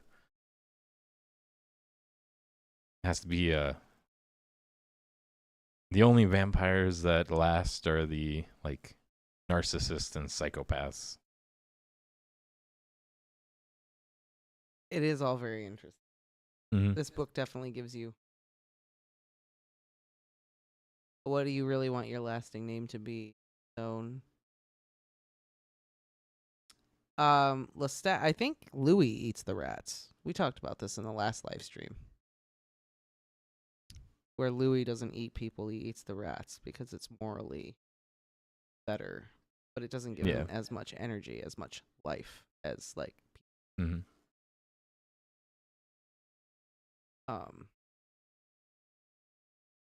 Yeah, I know. This is all just kind of compared to those first four chapters are such bangers. They are. Yeah, that is one like dig I guess I can make to Stoker is started off too strong. You really start at a high note and then we like go back and it's like we start the story over again. We have to build up. It kind of is, because you start with this absolute gut punch of like horror, and then we are like a day in the life of these normal people, and then just you have to like wait for the things to like enter. But I do think At least it all we're works out. at least we're starting to get it. I thought it was honestly more chapters before we started getting into it, like the boat arrives and stuff. Right. Do we want to do one more? I mean, that's up to you if you're feeling up to it. I'm here. I'm down. You're the one that has to work tomorrow. Yeah, I'm good. All I have to do is teach a class. Ow. Ow. Ow. Ow. You okay? Like, hit my knee, but in like that funny bone weird place. Oh, Yeah. I know what you mean. Yeah. It didn't hit it hard, but it just hit it in that like spot. Hang on. Oh. It's hard to like sit here and be comfortable. All right. Well, let's read the next one. I suppose. Oh. Can I start or do you? Yeah, we can start. Okay. Well, I'll answer. What do I teach? I work in IT, so I have to teach a course to all our new hires, basically on our EHR and software. All right, Or Galaxy. Have a great night. Good luck on your test. Good luck. See you next time. All right. I did it already. Yeah, that's why. I tried to do it already. Okay. No, every time it switches over, It just that does it it. just reset. That's why I need to make a local storage setting in the code so that it saves it. All right. Are we ready for the next one? Here we go. Chapter 7. Cutting from the Daily Telegraph, 8th of August. Pasted in Mina Murray's journal. From a correspondent. Whitby. One of the greatest and saddest storms on record has just been experienced here, with results both strange and unique. The weather had been somewhat sultry, but not to any degree uncommon in the month of August. Saturday evening was as fine as was ever known, and the great body of holiday makers laid out yesterday for visits to Mulgrave Woods, Robin Hood's Bay, Rig Mill, Runswick, Staithes, and the various trips in the neighbourhood of Whitby. The steamers Emma and Scarborough made trips up and down the coast, and there was an unusual amount of tripping both to and from Whitby. The day was unusually fine till the afternoon, when some of the gossips who frequent the East Cliff churchyard and from that commanding eminence watched the wide sweep of sea visible to the north and east, and called attention to a sudden show of mares' trails high in the sky to the northwest. The wind was then blowing from the southwest in the mild degree, which in barometrical language is ranked number 2 light breeze. The Coast Guard on duty at once made report, and one old fisherman, who for more than half a century has kept watch on weather signs from the East Cliff, foretold in an emphatic manner the coming of a sudden storm.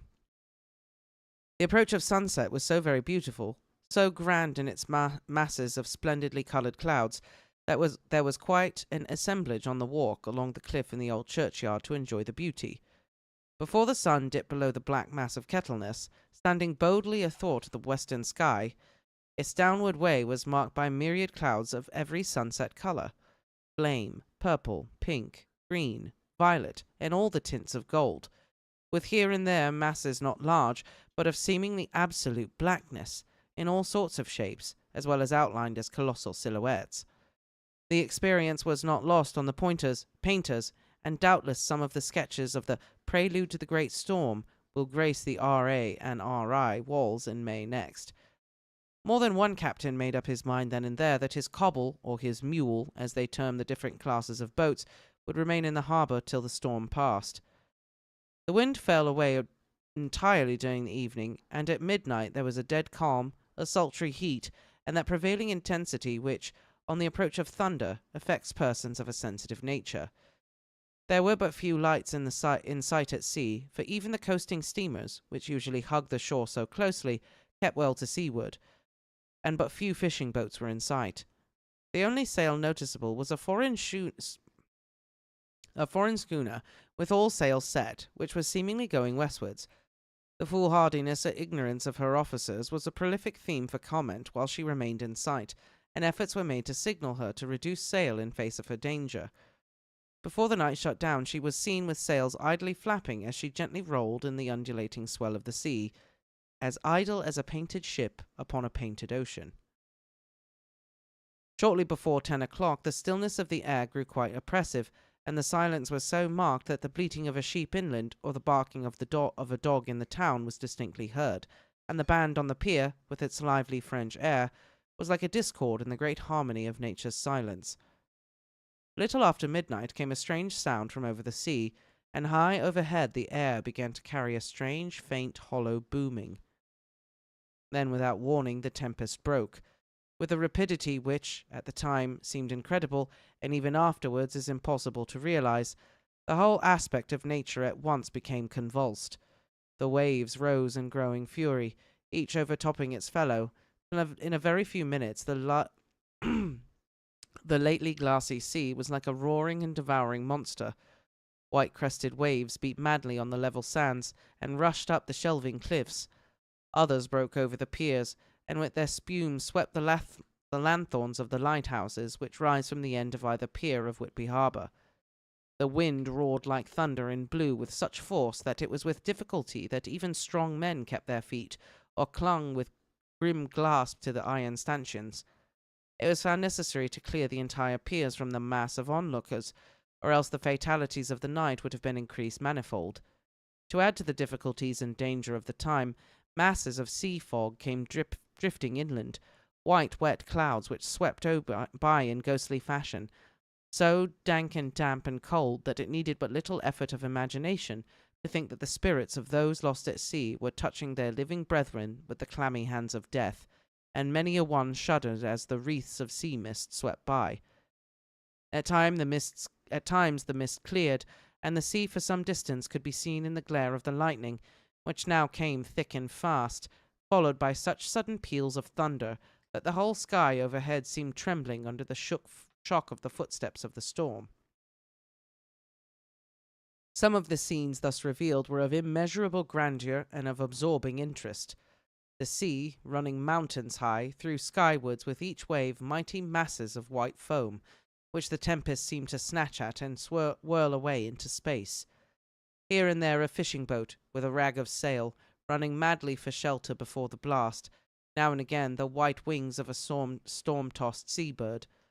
On the summit of the east cliff the new searchlight was ready for experiment, but had not yet been tried. The officers in charge of it got it into working order, and in the pauses of the inrushing mist swept with it the surface of the sea.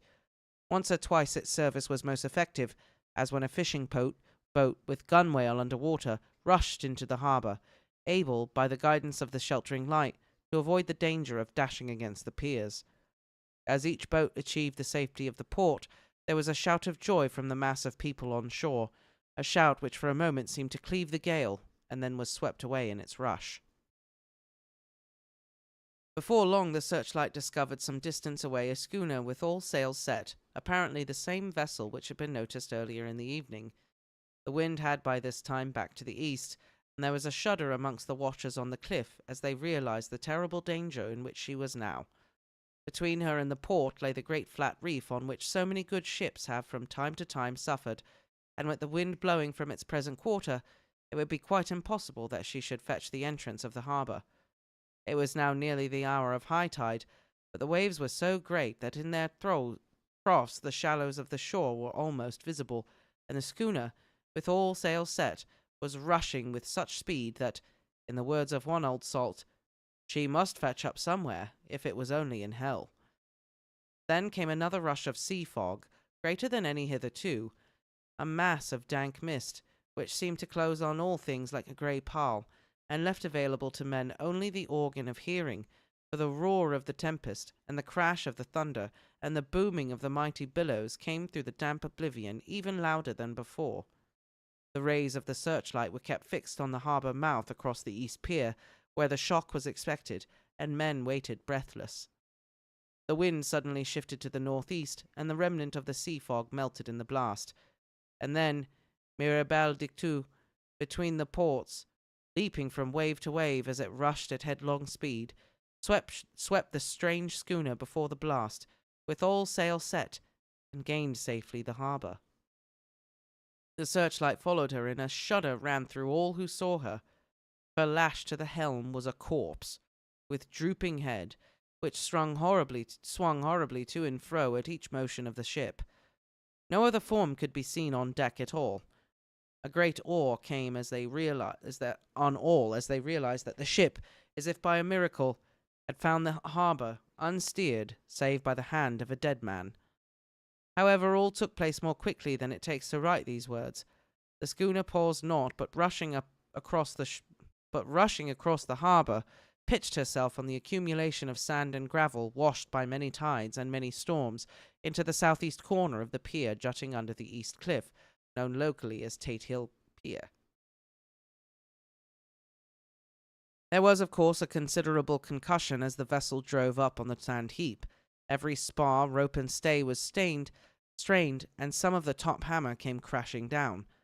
But strangest of all, the very instant the shore was touched, an immense dog sprang up on deck from below, as if shot up by the concussion, and running forward, jumped from the bow on the sand, making straight for the steep cliff where the churchyard hangs over the laneway to the east pier so steeply that some of the flat tombstones, thrusteens, or through-stones, as they call them in the Whipley vernacular, actually project over where the sustaining cliff has fallen away. It disappeared into the darkness, which seemed intensified just beyond the focus of the searchlight. It so happened that there was no one at the moment on Tate Hill Pier, as all those whose houses are in close proximity were either in bed or were out on the heights above. Thus the Coast Guard on duty on the eastern side of the harbour, who at once ran down to the little pier, was the first to climb on board. The men working the searchlight, after scouring the entrance of the harbour without seeing anything, then turned the light on the derelict and kept it there. The Coast Guard ran aft, and when he came beside the wheel, bent over to examine it, and recoiled at once as though under some sudden emotion. This seemed to pique general curiosity, and quite a number of people began to run. It is a good way round from the West Cliff by the drawbridge to Tate Hill Pier, but your correspondent is a fairly good runner, and came well ahead of the crowd. When I arrived, however, I found already assembled on the pier a crowd, whom the Coast Guard and police refused to allow to come on board. By the courtesy of the chief boatman, I was, as your correspondent, permitted to climb on deck, and was one of a small group who saw the dead seaman whilst actually lashed to the wheel. It was no wonder that the Coast Guard was surprised or even awed, for not often can such a sight have been seen. The man was simply fastened by his hand, tied one over the other, to a spoke of the wheel. Between the inner hand and the wood was a crucifix, the set of beads on which it was fastened being around both wrists and wheel, and all kept fast by the binding cords. The poor fellow may have been seated at one time, but the flapping and buffeting of the sails had worked through the rudder of the wheel and dragged him to and fro, so that the cords with which he was tied had cut the flesh to the bone. Accurate note was made of the state of things, and a doctor, Surgeon J. M. Caffin of 33 East Elliot Place, who came immediately after me, declared, after making examination, that the man must have been dead for quite 2 days. In his pocket was a bottle, carefully corked, empty save for a little roll of paper, which proved to be the addendum to the log. The Coast Guard said the man must have tied up his own hands, fastened the knots with his teeth. The fact that a Coast Guard was the first on board may save some complications later on in the Admiralty Court, for Coast Guards cannot claim the salvage which is the right of the first civilian entering on a derelict. Already, however, the legal tongues are wagging, and one young law student is loudly asserting that the rights of the owner are already completely sacrificed, his property being held in contravention of the statutes of Mortman, since the tiller, as emblemship, if not proof, of delegated possession, is held in a dead hand. It is needless to say that the dead steersman had been reverently removed from the place where he had held his honourable watch and ward till death, a steadfastness as noble as that of the young Casabianca, and placed in the mortuary to await inquest. Already the sudden storm is passing, and its fierceness is abating. Crowds are scattering homeward, and the sky is beginning to redden over the Yorkshire wolds. I shall send in time for your next issue further details of the derelict ship which found her way so miraculously into the harbour in the storm.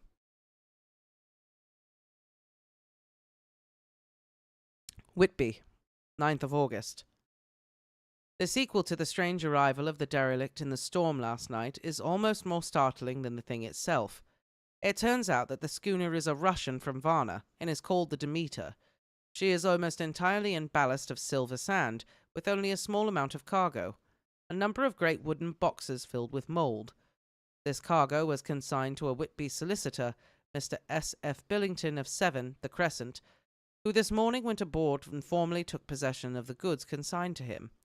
The Russian consul, too, acting for the charter party, took formal possession of the ship and paid all harbour dues, etc. Nothing is talked about here today except the strange coincidence. The officials of the Board of Trade have been most exacting in seeing that every compliance has been made with existing regulations.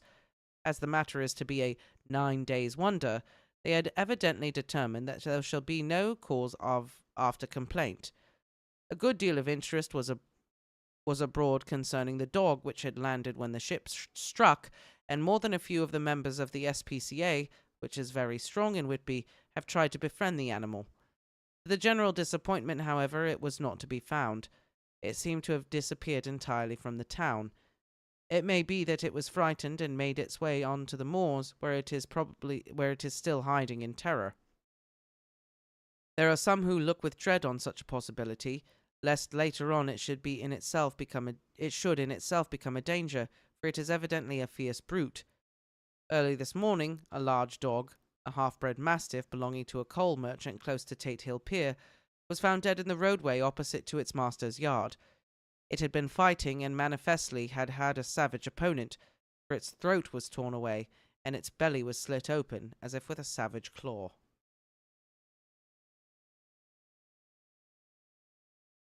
Later. By the kindness of the Board of Trade Inspector, I have been permitted to look over the log-book of the Demeter, which was in order up to within 3 days, but contained nothing of special interest except to the facts of missing men. The greatest interest, however, is with regard to the paper found in the bottle, which was today produced at the inquest, and a more strange narrative than the two between them unfold. It has not been my lot to come across. Then there is no motive for concealment. I am permitted to use them, and accordingly send you a receipt, simply omitting technical details of seamanship and supercargo. It almost seems as though the captain had been seized with some kind of mania before he had got well into blue water, and that this had developed persistently throughout the voyage. Of course, my statement must be taken cum grano, since I am writing from the dictation of a clerk of the Russian consul, who kindly translated for me, time being short. Log of the Demeter. Varna to Whitby. Written 18th of July. Things so strange happening that I shall keep accurate note henceforth till we land. On 6 July we finished taking in cargo, silver sand and boxes of earth. At noon set sail, east wind fresh. Crew, 5 hands, 2 mates, cook and myself, captain. On 11th of July, at dawn, entered Bosphorus, boarded by Turkish customs officers, bakshish, all correct, underway at 4 p.m. On 12th July, through Dardanelles, more customs officers and flagboat of guarding squadron, bakshish again. Work of officers thorough but quick, want us off soon. At dark, passed into archipelago. On 13th July, past Cape Matapan. Crew dissatisfied about something. Seemed scared, but would not speak out. On 14th of July, was somewhat anxious about crew. Men all steady fellows, who sailed with me before. Mate could not make out what was wrong. They only told him there was something, and crossed themselves. Mate lost temper with one of them that day and struck him. Expected fierce quarrel, but all was quiet. On 16th July, mate reported in the morning that one of the crew, Petrovsky, was missing. Could not account for it. Took larboard watch 8 bells last night. Was relieved by Abramov, but did not go to bunk, men more downcast than ever. All said they expected something of the kind, but would not say more than that there was something on board. Mate getting very impatient with them. Feared some trouble ahead. On 17th July, yesterday, one of the men, Algerin, came to my cabin and in an awestruck way confided to me that he thought there was a strange man aboard the ship. He said that in his watch he had been sheltering behind the deckhouse as there was a rainstorm, when he saw a tall, thin man, who was not like any of the crew, come up the companionway and go along the deck forward and disappear. He followed cautiously, but when he got to bows found no one, and then hatchways were all closed. He was in a panic of superstitious fear, and I am afraid the panic may spread. To allay it, I shall today search entire ship carefully from stem to stern. Later in the day I got together the whole crew and told them, as they evidently thought there was someone on the ship, we should search from stem to stern. First mate angry, said it was folly, and to yield to such foolish ideas would demoralize the men, said he would engage to keep them out of trouble with a handspike. I let him take the helm, while the rest began thorough search, all keeping abreast with lanterns. We left no corner unsearched. As there were only the big wooden boxes, there were no odd corners where a man could hide. Men much relieved when search over, and went back to work cheerfully. First mate scowled, but said nothing. 22nd July. Rough weather last 3 days, and all hands busy with sails. No time to be frightened.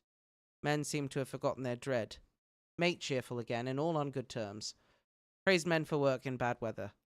Past Gibraltar and out through straits. All well. 24th July. There seemed some doom over this ship. Already a hand short and entering on the Bay of Biscay with wild weather ahead, and yet last night another man lost. Disappeared. Like the first, he came off his watch and was not seen again. Men all in a panic of fear, sent a round robin asking to have double watch, as they fear to be alone. Mate angry. Fear there will be some trouble, as either he or the men will do some violence. 28th July. 4 days in hell, knocking about in a sort of maelstrom and the wind a tempest. No sleep for anyone. Men all worn out. Hardly know how to set a watch, since no one fit to go on. Second mate volunteered to steer and watch, and let men snatch a few hours' sleep. Wind abating, sea still terrific, but feel them less as ship is steadier. 29th July. Another tragedy. Had single watch tonight, as crew too tired to do double. When morning watch came on deck, could find no one except steersman. Raised outcry, and all came on deck. Thorough search, but no one found. Are now without second mate, and crew in a panic.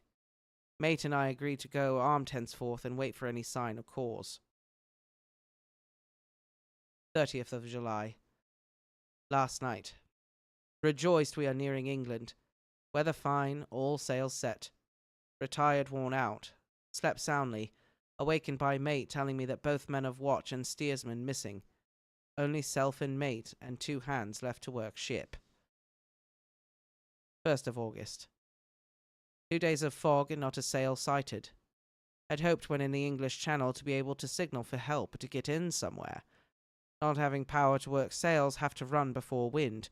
Dare not lower, as could not raise them again. We seem to be drifting to some terrible doom. Mate now more demoralized than either of men. His stronger nature seems to have worked inwardly against himself. Men are beyond fear, working stolidly and patiently, with minds made up to worst. They are Russian, he Romanian. 2nd of August, midnight.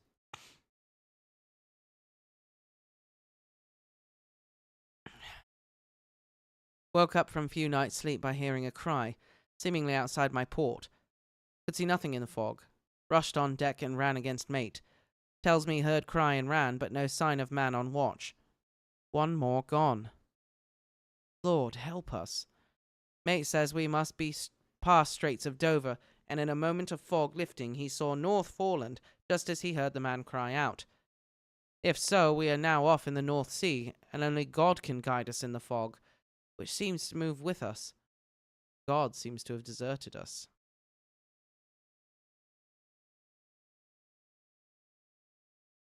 3rd of August. At midnight I went to relieve the man at the wheel, and when I got to it found no one there. The wind was steady, and as we ran it before it there was no yawing. I dared not leave it, so shouted for the mate. After a few seconds he rushed up on deck in his flannels. He looked wild-eyed and haggard, and I greatly fear his reason has given way. He came close to me and whispered hoarsely, with his mouth to my ear, as though fearing the very air might hear. It is here. I know it now. On the watch last night I saw it. Like a man, tall and thin and ghastly pale. It was in the bows and looking out. I crept behind it, and I gave it my knife. But my knife went through it, empty as air. And as he spoke, he took his knife and drove it savagely into space. Then he went on. But it is here, and I'll find it.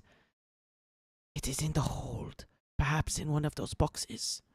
I'll unscrew them one by one and see. You work the helm.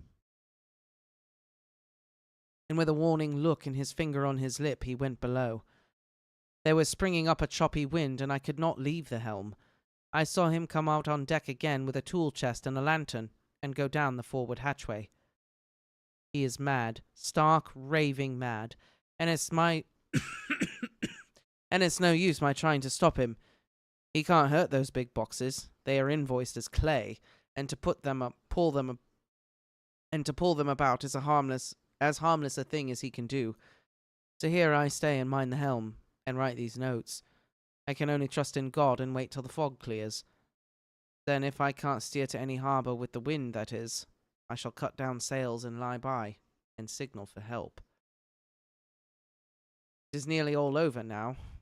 Just as I was beginning to hope that mate would come out calmer, for I heard him knocking away at something in the hold, and work is good for him, there came up the hatchway a sudden startled scream which made my blood run cold, and up on the deck he came as if shot from a gun, a raging madman with his eyes rolling and his face convulsed with fear. "Save me! Save me!"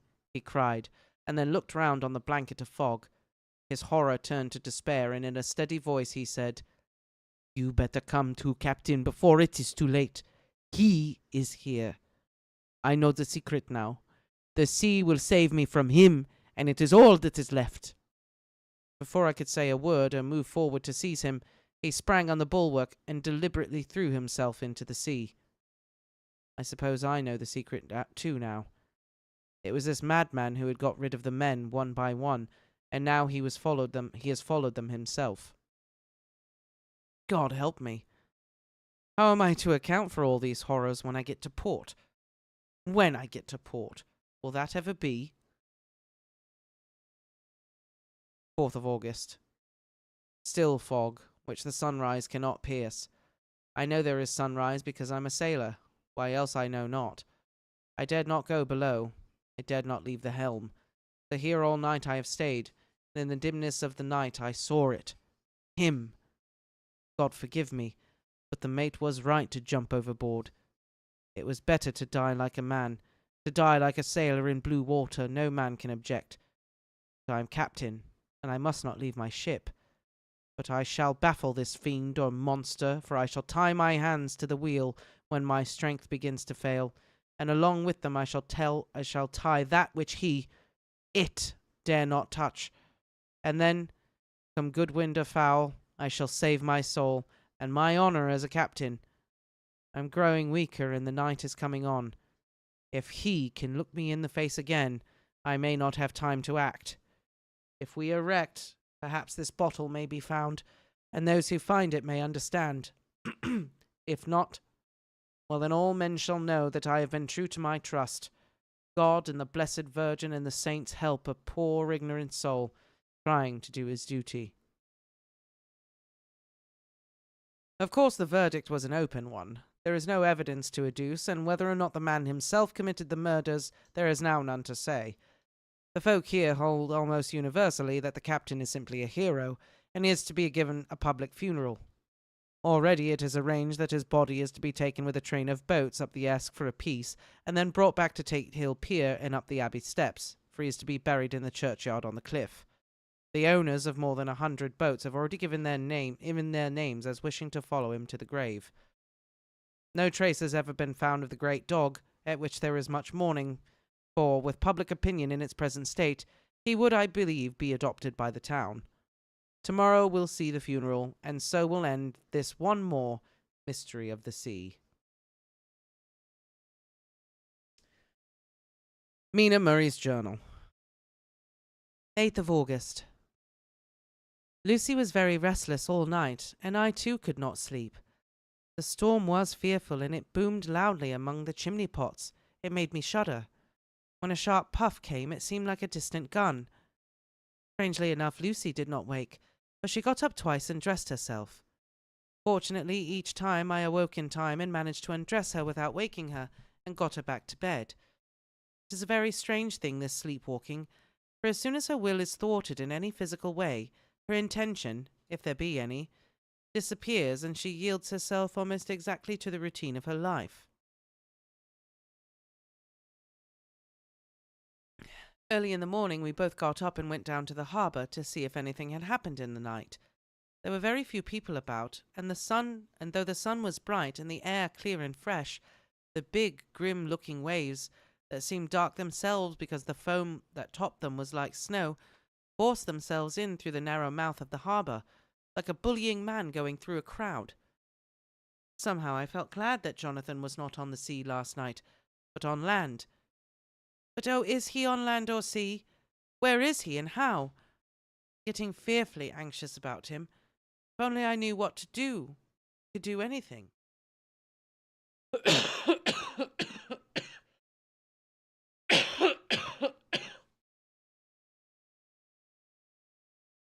10th of August. The funeral of the poor sea captain today was most touching. Every boat in the harbour seemed to be there, and the coffin was carried by captains all the way from Tate Hill Pier up to the churchyard.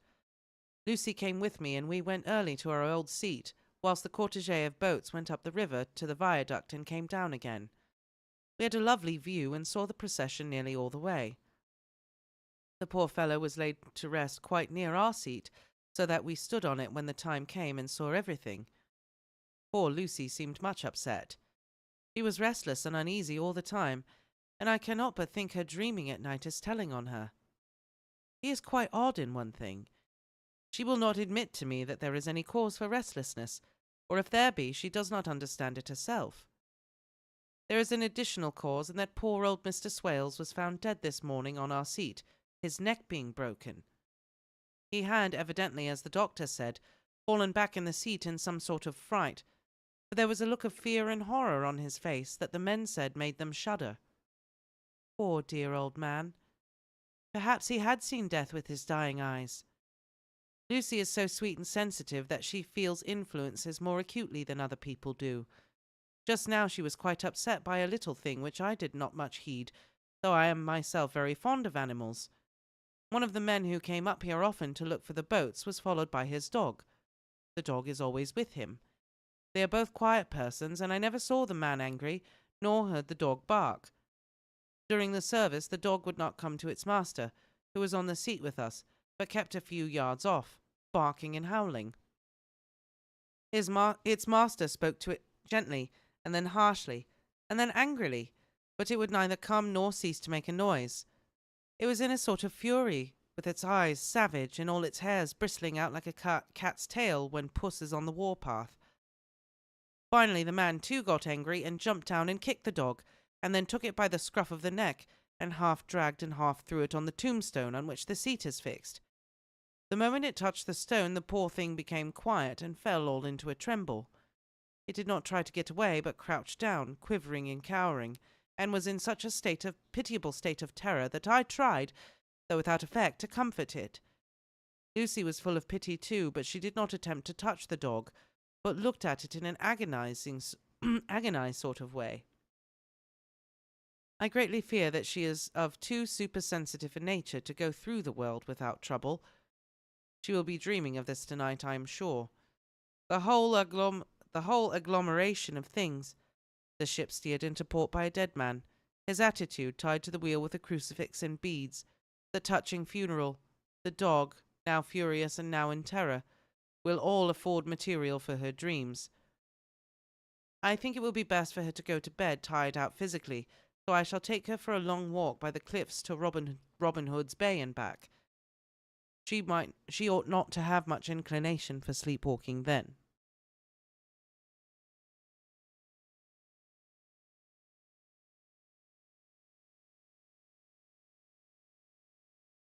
Why, oh why, could she be sleepwalking? What's happening?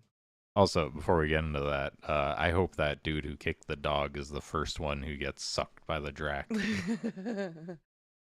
I knew you weren't gonna like that. No. Dude's a douche. So much up and down with dogs. I'm like, oh, good, the dog made it off the ship. And then, oh, the dog died. And then this dude kicking the dog. Well, the other dude, no, a different dog. Yeah, I know. Oh, but just like But, that a dog yeah. died. Too much. Too much. You know, honestly, again, I criticizing a classic here, I wish instead of giving us the stuff with like Lucy and things, spread out the stuff that happened on the ship. Like, I really like those journals of the captain, and if you like spread it out kind of more like Jonathan's, like that would be really creepy. Especially, you know, how scary that would be, just being stuck on a ship in the middle of the ocean and there's a vampire on board. Well, you don't know there's a vampire, but something I like killing that they call off it everyone. it and him. Mhm. Whole thing. Yeah. The journal logs of the captain are. Yeah. They're scary. And then they say when they found him, like the ropes had cut into him so much. Yeah. Like, oh, that's Yeah, a that would hurt. bummer. But yeah, I don't know. I would love more context of everything that happened there. it is very much just like a. I think this chapter very much sets up the frame for Lucy is still sleepwalking. Now you know, like, Dracula has landed. Yeah. Jonathan is still not home. Will he ever be home? Will he ever be home? Poor Mina. Poor Mina. And like, dude, she's like holding everything. What, Mina? Yeah, Yeah. she's holding everything together. She's doing her best. Yeah, trying not to freak out. Look, at least she learned from Lucy. You know, there's 3 single dudes. So if anything happens to Jonathan, you know, she's got options. Does have options. Well, 2 single. Oh, yeah, 2 single dudes. Lucy said, "Go for the doctor." So Poor cowboy. no one no wants love. him. No. I hate in any media where dog died. Yeah, so do I. I won't even watch a movie if there's a dog on the cover or the poster. No.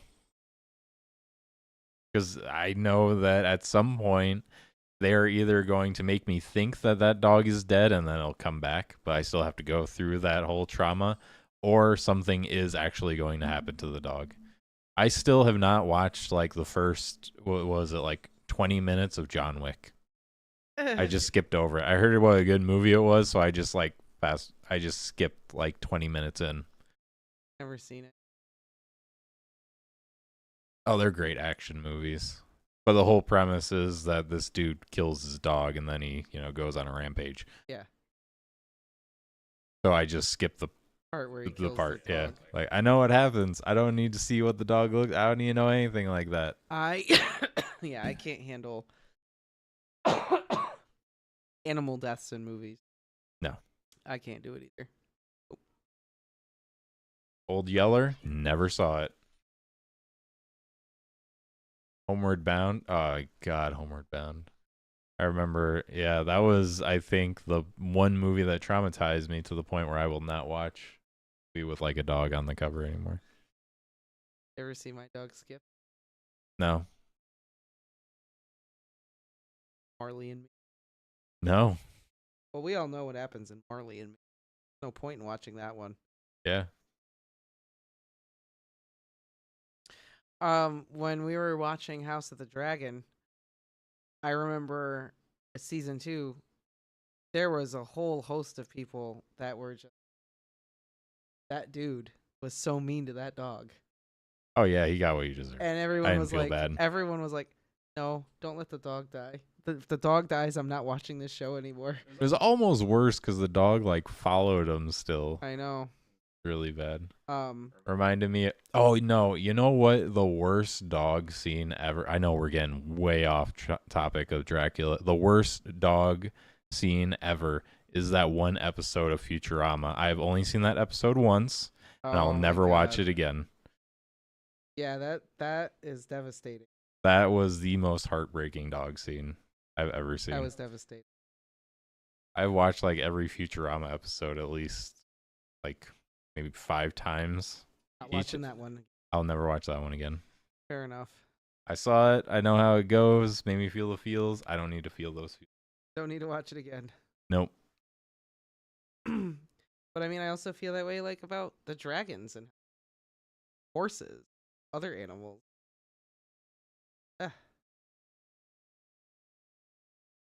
No, don't want to see that. Yeah, the rat catcher, Dan. That, yeah, kick the dog. Yeah, from Blood and Cheese. Karma. He never would have got caught if he didn't kick the dog. True enough. I don't like reading about it either. Like when the small folk, Song of Ice and Fire, dogs them badly. Mm-hmm. I hate that. Like it's definitely in A Song of Ice and Fire where like animals are. Yeah. But to get back on topic, Yeah. I did like the way they described the not captain, the dude who died on the bench, fell over and broke his neck. How Mr. he, Swales. yeah, how he looked like he saw death. Like, well, that's because he did. All of this, like, building up Dracula, you know, he's the devil, he is death incarnate. What I like about it is that we get all this stuff in the beginning with Dracula, how like, and now like the creepy factor is being upped without Dracula physically. Yeah. You get the sense of like the immediate personal evil with Jonathan, like immediate personal danger of having Dracula like in your vicinity. And now you're getting the kind of like outer evil or the outreaching evil of him. Like he seems to affect the weather. Yeah. And just like this guy like being scared to death literally almost. Just like slowly building up Dracula's presence. Yeah, and just like how evil he is. He just like picked these crew members off one by one. Mm-hmm. And just it gives you this. It was a long voyage. Gotta have a snack. Gotta have a snack for sure. You get hungry, man. And just how destructive he is, how malignant. It just Stoker really gives you the idea that there is this malignant thing coming to wreck the picturesque lives. Mm-hmm. Mina, Lucy. I know. Lucy and the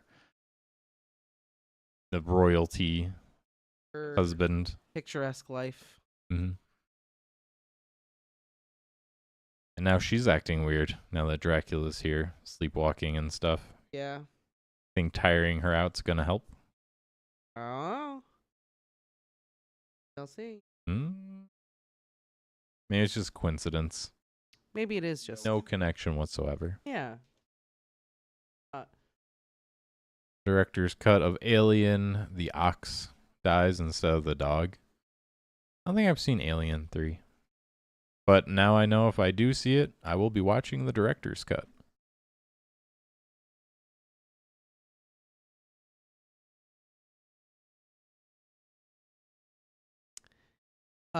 Chapter 8 is a long one. Yeah, Oh, you know. I gotta go to bed. It's No. almost midnight. I wasn't gonna read another one. I was just like Okay. looking ahead to see. I was like, all right, we did that one, but Yeah, the next couple the next chapter is like a long one. There's a lot. well, I think this is where we get to know a little bit more about Lucy's. So a little preview of next Sleepwalking. chapter is definitely a lot more about Lucy and what's going on with Lucy, and what's happening with those boxes that That- the Demeter did. That sounds like a good like spin-off of Dracula. What's up with Lucy? I wanted to see the movie. I haven't seen it. They did make a movie called Demeter that is like all about that. Oh, really? Oh. I heard it was really good. I just haven't watched it. But like that whole segment of the story, one of my favorites.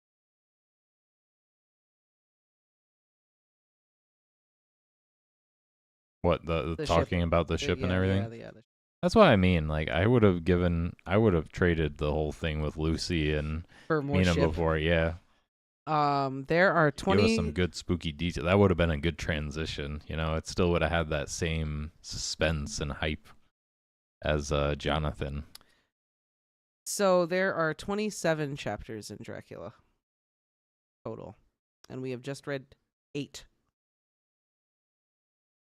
19 more? So 19 more chapters to go. Or no, we're on 8, right? No, we read 8. Oh, we read it? Yeah, didn't Oh, we read 8? I had it set to 7. I thought we were... Yeah, next chapter is chapter 8 or chapter 9. Oh, okay. Yep, I messed that up then. No, wait, no, I lied. Hang on. Oh my god. Sorry, I thought I scrolled up far enough. No, we only read chapter 7. Next chapter is chapter 8. 20 more chapters to go. 20 more chapters to go. We're gonna crush it. Yeah, I was kind of worried we weren't going to be able to get it done before Halloween, but I think we'll make it. yeah, we'll be good. So yeah, he has to go to bed because he has to go to work tomorrow, and we will see you again later this week for more. Exactly, just getting started. 'Cause now Dracula's in England. We have all our characters introduced, mostly. We're just missing one dude. So now things start building up. Yep, everybody's been introduced. The die is cast. Let us see what happens next. We will stream again later this week. We'll let you know in the Discord what day and time, and we will see y'all soon. It was Wednesday, right? I think we were gonna go Wednesday. Right. Yeah. Like Wednesday. All right. But Most likely Wednesday, but we will definitely update you all for sure. until then, take care. Bye, everybody. Have a lovely evening.